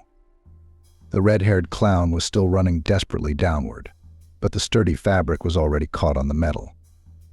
Oberyn flailed her arms ridiculously in the air, and like a puppet, she was hung from the treacherous piece of jewelry. The last thing she felt before she lost consciousness was multiple jabs of something hard in her chest, stomach, and legs. Drops of blood instantly began to appear on the steps. As the crowd rushed to the scene, the picture was gruesome. Hanging from the metal rose pattern under the railing was a bright redhead named Oberyn. Only now she wasn't laughing at all, nor was she uttering funny phrases in a ringing voice. She was bleeding, and no one would ever know that a few minutes ago the heart and soul of this young woman had been bleeding, just like that. The ambulance arrived quickly. By then the hotel guards had already pushed the curious away from the scene of the accident. They were afraid to take Oberyn down the stairs without medical intervention. The sight was horrific. Local paparazzi were sneakily clicking their phones, trying to get sensational facts that could then be sold to the media and the yellow press. There were many amateurs before the media. Someone was rubbing his hands together, rather rubbing his hands that Andrew was proud of it, and now it would take a long time to wash off. After such an incident, his reputation will be tarnished, and the whole business may be shaken if it turns out the racy background of what happened. Everyone was curious to the point of goosebumps. What pushed this handsome red-haired clown to run like Cinderella, whose time is running out at? At the hospital, Oberyn went straight to the operating table. The baby could not be saved. Andrew, who learned that the red-headed clown he had hired was pregnant, grabbed his head. He had a long talk with Joshua, whom he persuaded to keep quiet if they were called to the police as witnesses to that violent conversation. The modeling agency had paid in full for Oberyn's stay in a private room, where now and then throughout the day couriers came by with baskets of fruit, juices, chicken broth, and then other meals from the best restaurants in town. To meet with him, Oberyn refused flatly. Only his assistant was allowed to enter the room, who brought a fee and an impressive bonus, ostensibly for the inconvenience caused. The already recovering young woman said to the employee Andrew, "As cut off, don't let your boss shake with fear." "No one will ever know the true cause of my fall down the stairs," Oberyn said. "Tell him that verbatim. I'll take the money. Why not? But he's the one buying the silence. I'm the one who thought I'd done my pay and allowance honestly. This is the end of our cooperation. I no longer wish to see anyone who has the slightest connection to Aphrodite's favor. Consider it a gesture of my goodwill." The aide conveyed what the chief had said verbatim. She even thought she heard a sigh of relief. It's a dark story, she thought to herself, but she didn't say anything like that out loud. She had been working with Smolyakov for a long time. She'd seen a lot of things around his controversial business. Kieran had been by Oberyn's side ever since his wife and baby had suffered that terrible accident. He had even brought their old stove from home, where they liked to cook together. He covered it and prayed over the blanket. There were bunches of lilac flowers everywhere in the ward. Its sweet fragrance always knew how to lift the mood of the red-haired clown. A few days later, earlier than usual, Oberyn's parents, Stacy, flew in from the north. She spoke at length with the doctor about the future possibilities of motherhood for her daughter. The doctor reassured her. 3 years with the baby would have to wait. The operation was serious, but we managed to preserve all childbearing functions. Oberyn has lost a lot of blood. She's very weak now. Let her finish her studies in peace, get her diploma, and then we can think about the continuation of the family again. Rose obviously did not consider it her duty to come to at least morally support her son's young family. She took the news of the loss of her grandson with enthusiasm. "Kieran, don't let it go to waste," she said. "This child was too early a decision for you. You've only just turned 19. What kind of father are you? You've got a lot of snot to wipe off." Kieran was mentally glad his wife couldn't hear their dialogue. The memories of their loss and the tragedy that had played out in the marvelous Gothic hotel were too sad for Oberyn. Auberine did not tell her husband about the conversation she had accidentally witnessed. She was released from the hospital and went to her studies. She avidly attended lectures and practical classes. Only she never wanted to wear her red-haired clown outfit again, no matter how her teachers and fellow students asked her to do so. After the summer session, Kieran, Auberine, and her parents went to the seaside together by car. Vincent loved to drive his old BMW. What did he call it? It was old, but it was old. But it was a beast. Nothing had happened to it because at the time it had been sitting in the garage. On vacation, they traveled everywhere they could. They lived in a small village, in one of the new hotels on the beachfront. You go out on the loggia in the room downstairs, 20 meters away. The sea is splashing. Behind the fence, there was a park where the hotel guests could disappear as much as they wanted, and even for free. There was a small grove of pomegranate trees near the monument to Pushkin. Excursions were always wandering around the park itself, so Kieran and Auberine hid in a corner above the sea, next to the son of Russian poetry Alex. Here the young woman turned into the host of some holiday they had invented. Kieran became a kind spectator and in the 9th row. Who still remembers the unique creative legacy of Archie will immediately understand what we are talking about. In the evening, the rehearsed performance was shown to the parents, and there was not among the audience more grateful listeners. Auberine gradually withdrew. They spent a long time together splashing in the sea, and then went to the local market to buy amazing grapes, peaches, tart homemade wine. In the evening we had dinner on the loggia and admired the marvelous moment when the orange ball of the sun kissed the emerald surface of the sea. Sunsets there were always fabulously beautiful. The clouds became pink, and the soul sang, flew somewhere upwards. Several times the whole family took a ride to the city. There on the quay another funny story happened to Auberine.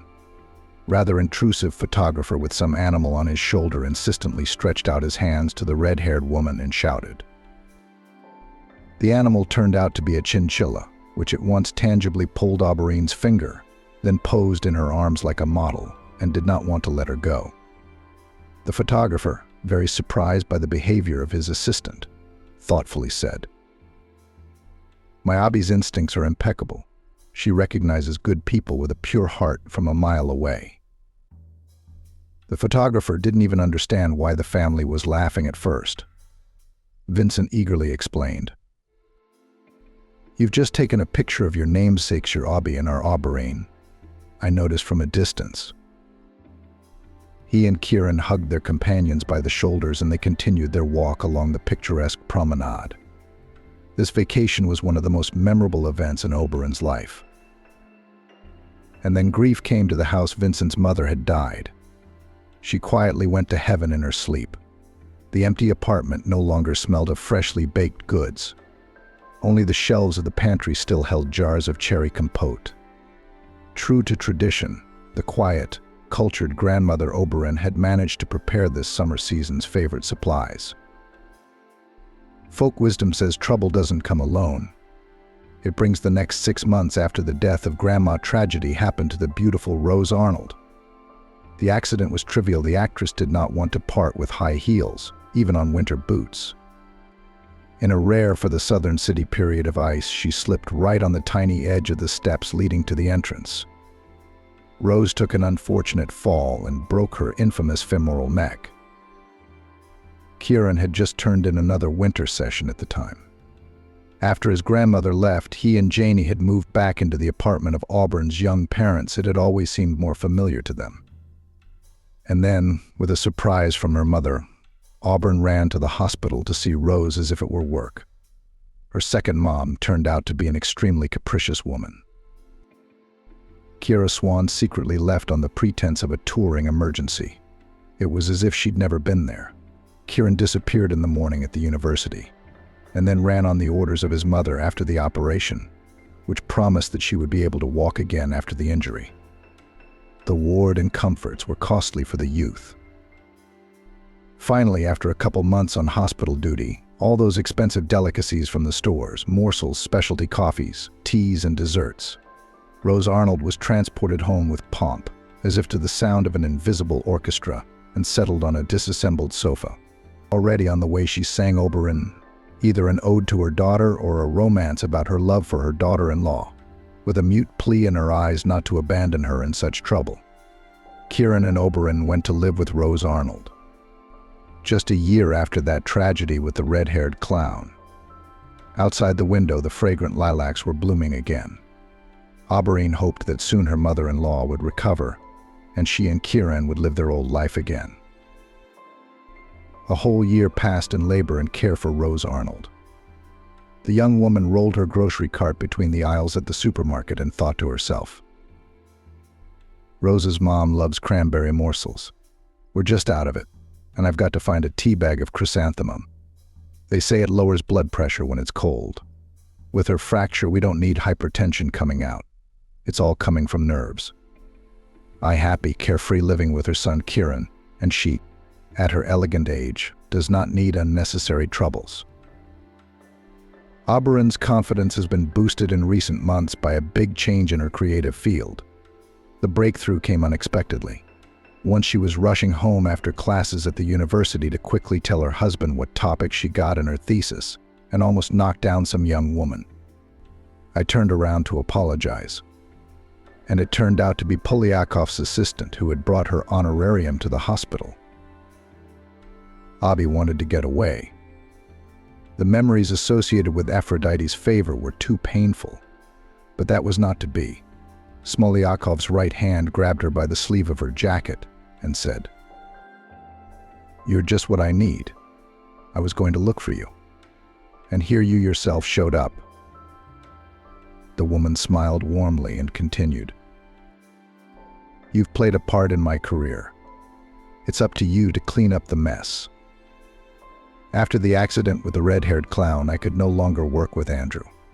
I felt in my gut that he had a hand in the tragedy with you.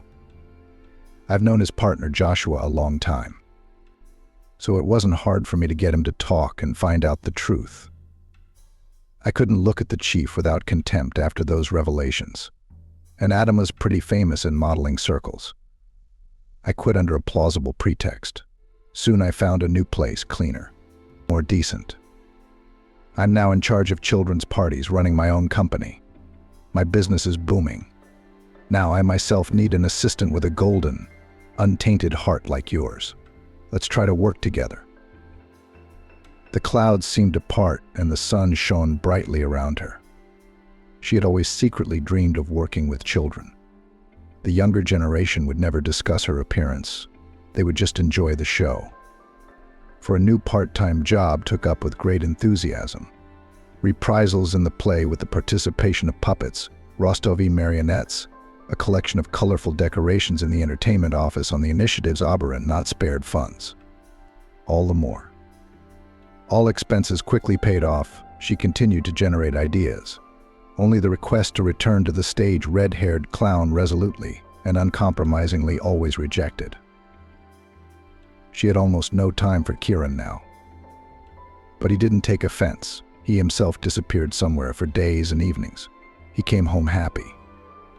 Now they could afford to pamper poor, unhappy, sick Rose with more treats, new silk pajamas with luxurious lace, elite grapes, wine, which Rose used to treat her nerves. After the operation was a year, but the promises of doctors have not yet come true.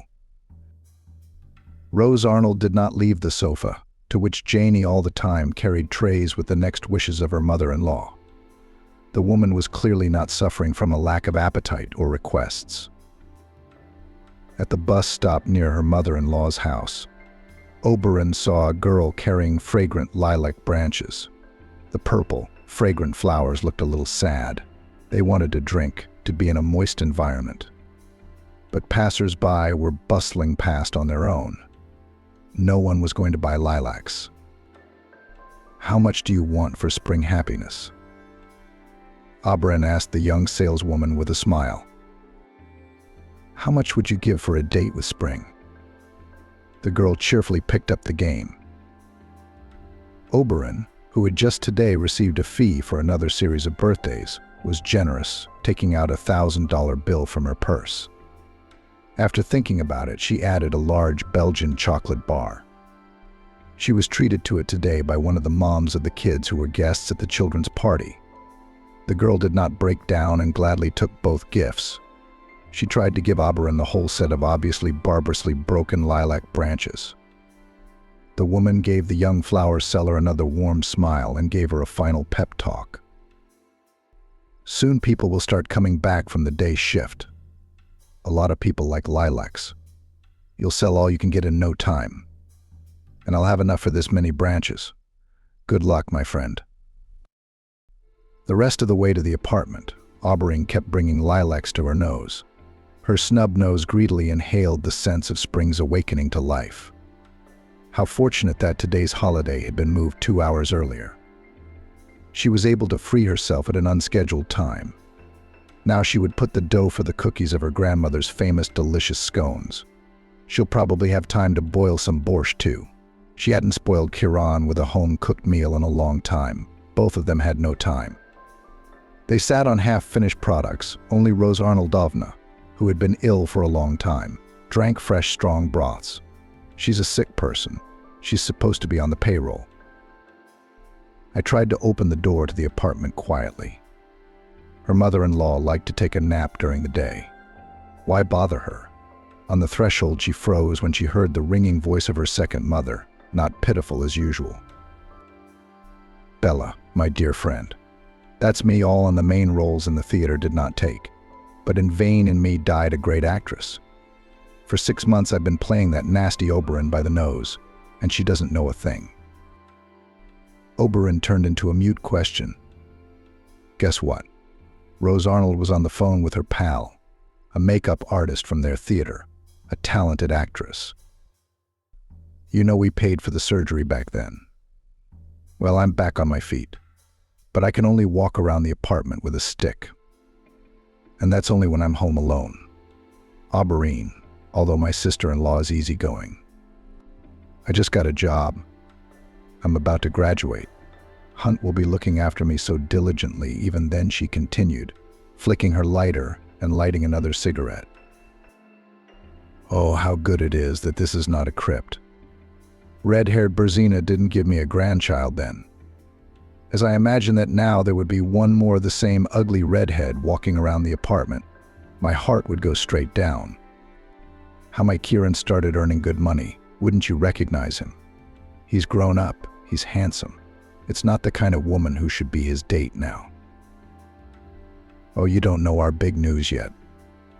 Kiran's finally met a beautiful girl and he's going out with her, soaring on the wings of love. No, I haven't seen her in person yet, but my boy has been bringing me photos of them together on his phone. She's a goddess. She's got a good face. She's beautifully built. No wonder Kiran lost his head. I gave them the keys to my country house. My son and daughter-in-law didn't know about my third husband's inheritance. I kept a mansion in the suburbs for myself for a rainy day. But seeing how Kiran is in love with this lovely creature, I could not resist at the sight of imposed on him a stupid pregnancy wife. His eyes never burned. Oberon sat down on the grocery bags just down the hallway. Everything swam in front of Oberon's eyes, a ball of fire growing in her head, ready to burst into shards of pain. It's not true, her heart screamed, and her mind, unwilling to give in to her emotions, immediately began to toss in bits of strange inconsistencies, titillating them with the strangeness of her memories. Here she was walking Kiran to work, and suddenly she smelled the unfamiliar, tart odor of perfume from him. And here they are at the mall, and he declares to her that he is tired of walking in cheap socks from the collection of 10 years ago. He pulls her into an expensive men's clothing boutique, where they buy him stylish jeans. As recently as the day before yesterday, he returned from a late job and flatly refused to eat dinner. He explained that he was so hungry that on his way home he went to a cafe and ate there. He had never gone to a catering establishment without his wife before. They had been together all their lives since kindergarten and trusted each other so much that it had never even occurred to Oberon that her childhood friend, classmate, and husband could go out, get involved with someone, or have a mistress. Oberyn suddenly froze. After all, citing fatigue, he had not shared a bed with her for over a month. Is it really true what her mother-in-law is now happily telling her girlfriend? People react to stress in different ways. Someone immediately rushes into battle to reclaim their position. Some people drown their sorrows with wine and sedatives. Oberyn was neither one of those two types. She was leaving the lives of people who once meant a lot to her forever, without finding out anything, without proving anything to anyone. That's how it was after the story with the red-headed clown. It would be like that now. Oberyn had never had much respect for Rose Arnoldovna. She had only courted her because of her warm regard for Kieran. Now she wondered feverishly, did she truly love her husband? Or had their love, born then in Saint Petersburg on the basis of a strong friendship, always been a deception, an illusion, an attempt of two lonely hearts to find happiness? Now she somehow did not know the exact answer to this question. Kieran had always been there for her. They had always been inseparable since childhood. What is passion that burns everything in its path? Oberyn probably didn't know. She still hadn't lost the ability to find excuses for her unexpected friend in every situation. Or perhaps that aged complex that she was utterly devoid of feminine appeal had risen to the surface again to plunge her into a new abyss of doubt. Now she would quickly find the keys to her grandmother's apartment in a drawer and go there to heal her mental wounds. In a month her parents would arrive from up north. She shouldn't say anything to them yet about her life changing so drastically. Kieran really was in love. He was in love. Taina was one of his clients. A first-year student, she was in a big city for the first time, where her parents had rented her an apartment. She couldn't figure out the latest model laptop on her own without her elders. Kieran, who had recently turned 21, seemed very big and mature compared to the 18-year-old fragile girl. He was about to defend his diploma, and here was a freshman.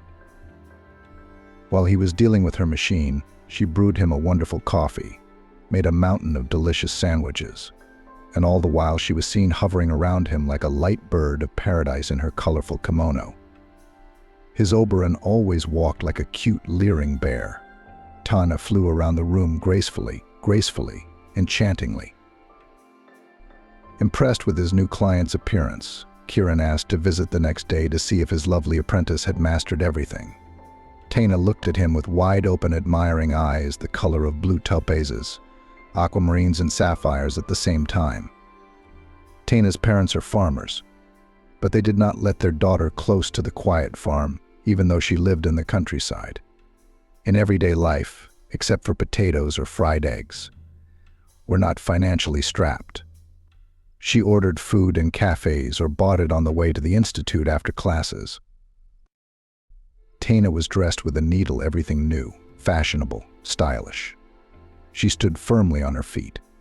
Farmers had already changed the furnishings in the rented apartment for her daughter, and every weekend they loaded a trunk full of natural products and brought them to the city. Her schooling was average. It was not the same thing to sit on the internet on social networks, to walk with friends and messengers, to communicate. She accepted Kieran's advances favorably. After a week they found themselves in the same bed, and then Taina showed him such aerobatics that he was confused. Such stunts with his wife he did not know. Taina was such a thing and obviously had a lot of experience. It was impossible to say that Kieran was not troubled by his conscience towards Oberyn. He returned home late.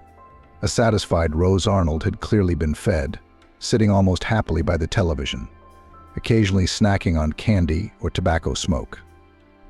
Oberyn herself was already asleep, having remembered to wrap up dinner for her husband so it wouldn't get cold. Kieran thought he was swearing to himself with his last words, promising himself to end it all at once. But as soon as he found himself in Taina's arms again, he forgot about everything in the world. Once, when Rose Arnold was in a particularly benign mood, he could not withstand the oppression of his radiant happiness and confessed to his mother that he was dying of love for a young girl. The woman, cynical to the core, asked him, "Is she even of legal age?" Is this your new girlfriend? Make sure there's no trouble in that department. You've been asleep for a long time, haven't you? Kieran nodded. Rose pointed a dainty finger in the direction of the bedroom. What are you going to do with that redhead of yours? I'm more than satisfied with her care and attention. I'm enjoying myself. Even my injuries are hardly bothersome. You, my lovesick falcon, tell you what. You have many mutual acquaintances in our city.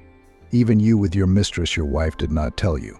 I told you before my last official husband left me inherited a luxury country house. Arrange your dates only there, away from prying human eyes. Your girlfriend Tana will love it. You can be sure of it.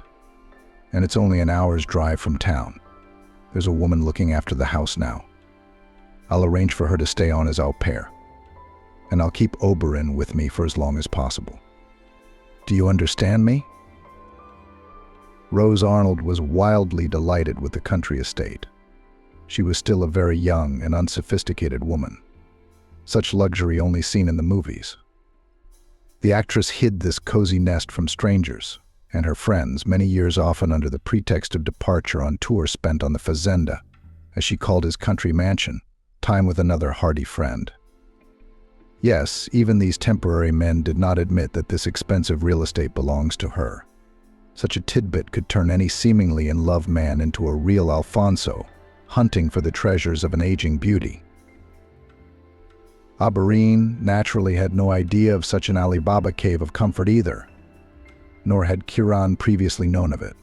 He and Tana were just out of town on that spring day when Abby had fled their home for a few breaths. Tana stretched sweetly and said to Kieran, I have an unobvious suspicion that I'm pregnant. I've been getting nauseous in the mornings, and today I was freaked out by the smell of fried fish. Tomorrow I want to go to the drugstore to buy a test. If my hunch checks out, you're going to have a serious talk with your wife. You said you never loved her. It was just a true friendship. Well, tell that to your wife now. Hearing the suggestion that his incomparable mistress might be in an interesting position, Kieran soared to the heavens. My baby, how happy I am. I won't wait for tomorrow, and today I will announce to my mother and Oberyn that I want to be only with you. Not a single tear will fall from the eyes of the mother of my future child. I will never make her heart race. I will never do anything to upset her. But at home, where Kieran returned from his date, elated by the news, everything went wrong at once. Rose Arnold sat among the soft cushions, her lips sour with resentment that she had been abandoned by everyone. A full vessel stood on the floor beside the carelessly abandoned bed. Mrs. Actress did not even think to try to carry it to the toilet, although during the day she quietly went to the restroom with a stick while no one sees. A wine glass stood lonely on the coffee table. Next to it was an ashtray full of cigarette butts. The woman was hungry and extremely irritated. Her first question was, is anyone in this house going to feed an old, sick, and very unhappy woman?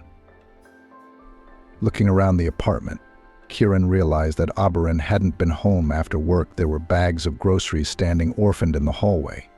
When asked where she had gone, her mother replied that she never came home from work. To which Kieran argued forcefully that this was not true. Oberyn had come into the apartment, but where she had gone afterwards was the interesting part. Rose Arnold froze on the spot. She knew right away what was going on. Her sister-in-law overheard her talking to Kieran. She was so careless in some of the things she said out loud. I didn't hear that Oberyn had run home. Well, whatever unforeseen circumstances caused her to leave again tonight to run errands. Let's wait. She'll be back soon, said Rose. Rose Arnold hoped to herself that her sister-in-law would come home soon. Where will she go without her and Kieran? That fat redhead, thought the actress, graciously allowing Kieran to make her a cup of tea, drink, and sandwiches. Then she dozed peacefully to the quiet sounds of voices on the television. She slept peacefully that night, unable to imagine that tomorrow morning her life would begin anew. Abby jumped out of the driveway so quickly that she didn't even realize at once that the weather had worsened. It was drizzling a nasty little rain, and the seemingly generous warmth of spring had suddenly disappeared. In addition, there was a penetrating wind that chilled me to the bone. The girl from the orphanage was still standing alone at the bus stop. The chances that she would get lucky again were vanishing before her eyes. "Why are you standing in the wind? You'll catch a cold and then lie in bed with a fever, won't you?"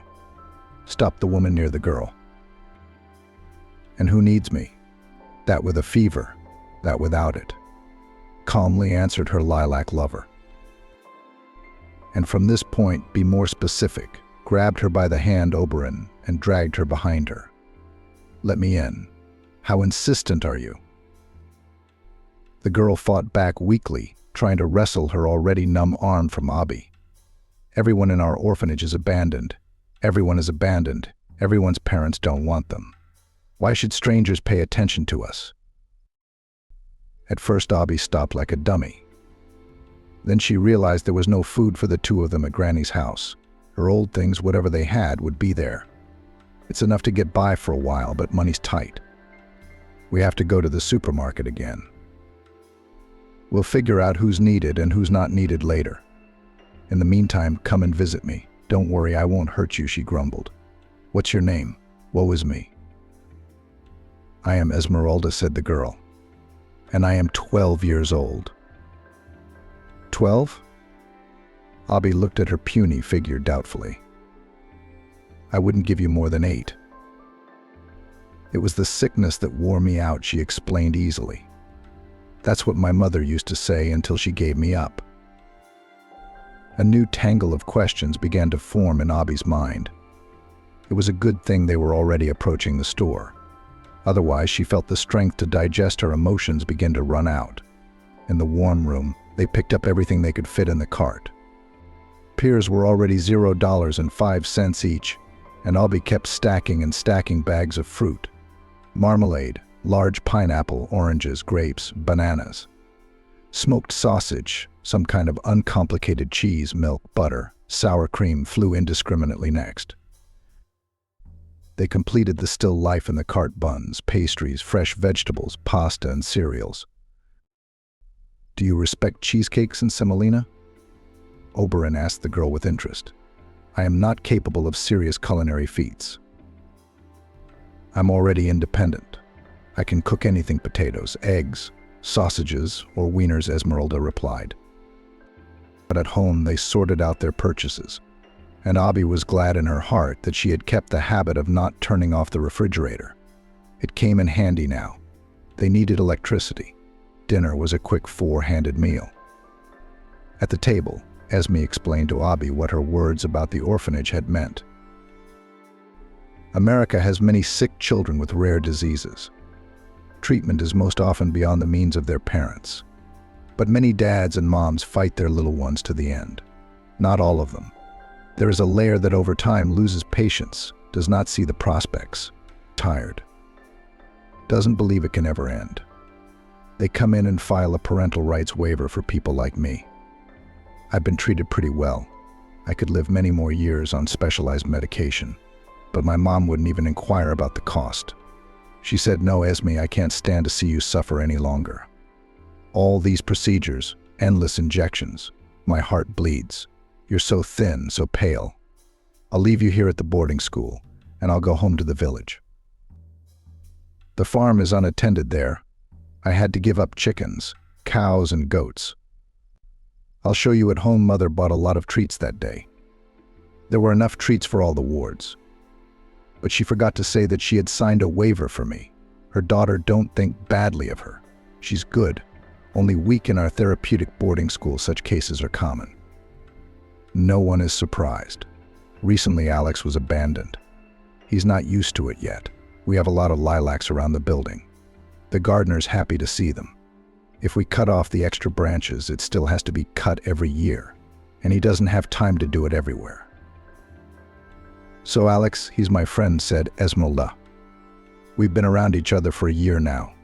He's got a sweet tooth. I sell lilacs at the bus stop. I climb out of the crawl space in the backyard, and then I bring him something good to keep him from crying. Did the needle in her knee or Esmeralda's words hurt Oberon? Alex, he's my friend. The class in their kindergarten class came to mind. The first flight from the garages with Kieran by the hand. She shook her head. Looked at her watch. Jesus, Esme, it's 8 o'clock. There's not enough time for you at boarding school. Yeah, Alex, I've got to run already. We're right next door to you. 2 blocks away. Will you walk me out? You'll recognize our house by the bright blue fence and the sand-colored walls of the buildings outside. We have a temperature reading at 2100 hours. The babysitter won't let me go any earlier. The older boys are used to making do with their own entertainment after supper. Among the little ones, the heavier ones are more numerous. My peers are already all cured. I'm just beginning. After Seryozhka's abrupt departure, Oberon sat in a daze. How little we know about the world of those who hourly live with pain.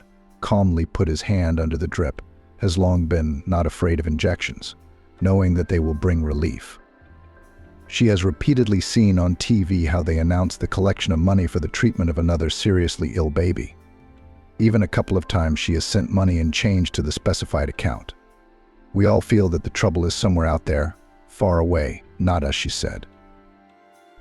Tomorrow I'll have to talk to their agency about holding a charity party for these kids, something to pamper the poor in their bleak existence.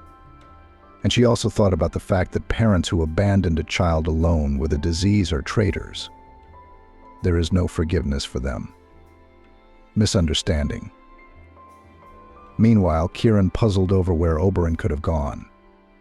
There was no way his wife could have found out about his affair with Taina. He had no contacts of anyone with Oberon's new job, and in his speculation he decided to call Taina.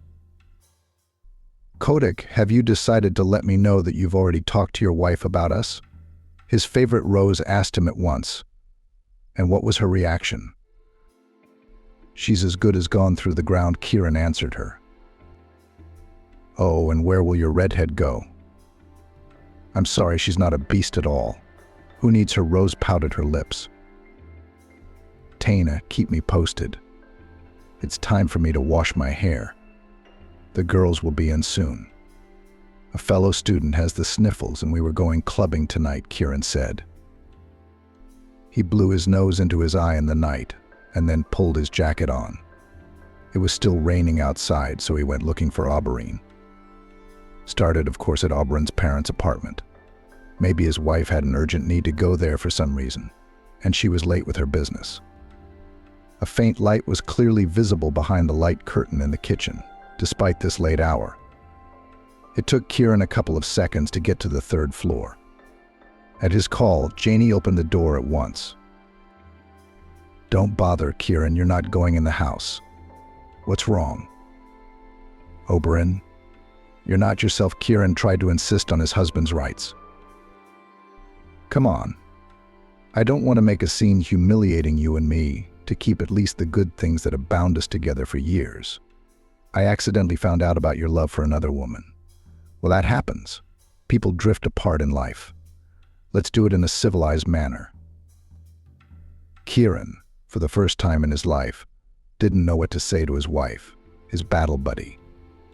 You're 100% right. You can't argue. There is no such argument. The most reasonable thing I can think of is, do you want to stay in your parents' apartment? Then let's at least pack your things so you have everything you need. Oberon suddenly understood. The point in their relationship hadn't been set when she'd rushed out of Rose's apartment. Her husband had disowned her now, this very minute, burning bridges with his caring proposal, letting her know the Rubicon had been crossed. It was desperately painful, like when her appearance as a red-haired clown had been mocked. In fact, her appearance always made people cringe at first. But didn't Kieran know that Oberon was not the first beauty in their town? Her grandmother used to say, when you feel bad, Abby, think of those who are much worse off than you are right now. The woman was immediately reminded of today's encounter with the sick girl. There was so much courage and a kind of cold-blooded calmness in that child that Oberon should have taken an example from her. She would pack up now and go to bed. Let the morning, which as rumor promises is wiser than the evening, make her look at everything with different eyes. 2 months had passed. In the intervening period, there had been global changes in the lives of Kieran and Oberon. The former had experienced the first disappointment of his life, and one that he could not recover from. There were several reasons for his lethargic apathy and complete indifference to everything. Rose's hypothesis that she was pregnant was not confirmed, and it was good that Kieran had not learned the whole truth in that legend. In fact, Taina, who had long been intimate with the opposite sex, had been taking birth control pills, clearly following the instructions for their use. The pregnancy pranks had been designed to test her young lover for lice. Taina had come close to not expecting such a violent, enthusiastic reaction from him. And when she learned that his wife had left him, she put forward the rest of the seductive resources. Only her maneuvers were unnecessary. She enthusiastically accepted Rose's absentee invitation to pay a visit to the unhappy, ailing actress. Once in the apartment, which hadn't seen Oberon in days and was in need of a fresh cleaning, Taina was instantly aware of the situation. It was springtime outside and the air was stale indoors. The young beauty, after listening to Rose's compliments, made a show of telling Kieran that she had toxicosis. She was still listed as a mommy-to-be at the time and went outside for a breath of clean air. Taina never returned to Rose's apartment or Kieran's life again. Oberon had calculated ahead of time what awaited her in her future possible marriage to Kieran. She didn't even want that posh country house as a wedding present. Oberon was sure that she could find a more interesting party for herself in this southern city. Youth and beauty would always be at a premium. Kieran had not expected such treachery from his beloved. No, he was ready to hire a nurse for his mother to take some of the household chores on himself, since Taina was soon to become a mother. But he couldn't tell her any of this. Taina had cut off contact with him once and for all. She blacklisted him wherever she could. She wouldn't open the door of her rented apartment. Stopped being friends with him on social media. The man was in shock. He'd given up everything for this love and was left with nothing. Kieran's mom couldn't keep a single caregiver around for more than 24 hours. She drove everyone crazy with her whims and kept demanding that Kieran reconcile with Taina immediately. The funny thing was that it didn't even occur to her that she was most to blame for the family's troubles. She encouraged her son's affair. She had hurt her daughter-in-law with bitter words. She never learned to appreciate human warmth and kindness. With her hair and clothes unkept, she was more and more likely to have a glass of wine. She was now a pitiful sight. Her former regal beauty was long gone. No longer an elegant lady, but a proud old woman who still fancied herself a queen, but now without her loyal subjects and admirers. Kieran had the good sense not to bother Oberon with vain requests to return. He wondered how his ex-wife managed to keep her mother's apartment in perfect order. Oberon studied and worked.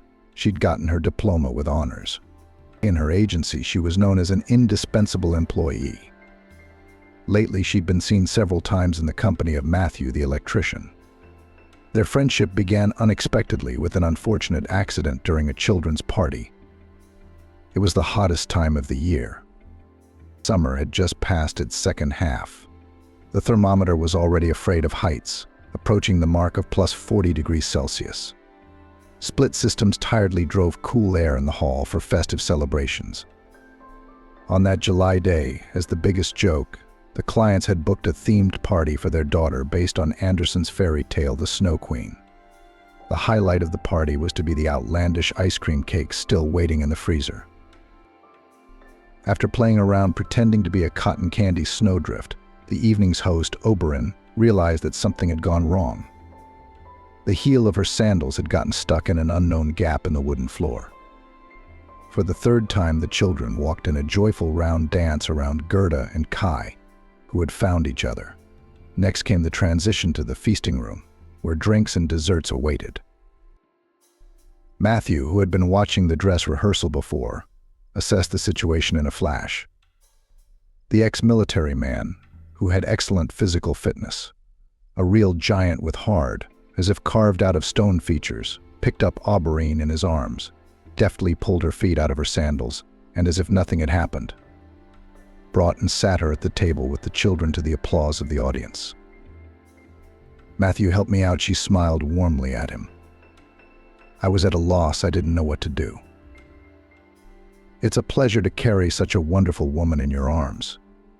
The usually unkind electrician mumbled, shook her hand in embarrassment, and then disappeared out the door. Oberon would not be rusty. She's not a nun, after all. The next day, the whole staff was already enjoying buns baked according to grandmother's old recipe, and the redhead whispered in the electrician's ear, "I baked them for you, Matthew. But there were so many of them, I thought I'd treat everyone." Matthew and Oberon often walked home together from work. One day, out of the blue, the woman shared her idea with him. "I'm friends with a girl from a children's treatment center. Oberon is friends with an orphan girl whose mother gave up her parental rights. Oberon finds out what documents she needs to gather to formalize the girl's guardianship. However, she was persistently advised that the girl would be better off with a full family, since Oberon had just divorced her husband." Already divorced, Oberon explained. "Did I hear you were married?" Matthew wondered. "I'm not one to court a lady with a wedding ring. Would you take me on as daddy to your little friend?" "I'll think about it," Oberon smiled slyly at him, looking a little like an oddly ginger-colored bear. "But I promise I won't be thinking for long." And she laughed out loud. At home that summer evening, Oberon pulled a round box out of an old dresser. There was no exotic lady's charm hidden inside. Here lay a red-haired clown costume. Tomorrow, Oberon was going to announce to the girl that she would soon have a new home with a foster mom and dad. Such news was a celebration for both of them. So it was decided to announce it to the girl not as Oberon, but as Amelia the Red Clown. Let tomorrow in the children's ward of the orphanage will be a little brighter for everyone. Red-haired and desperate clowns, they are a bit of a magician. Just don't tell anyone about it, or people will torture them with requests for happiness. Happiness has to be earned. Otherwise, it's not real.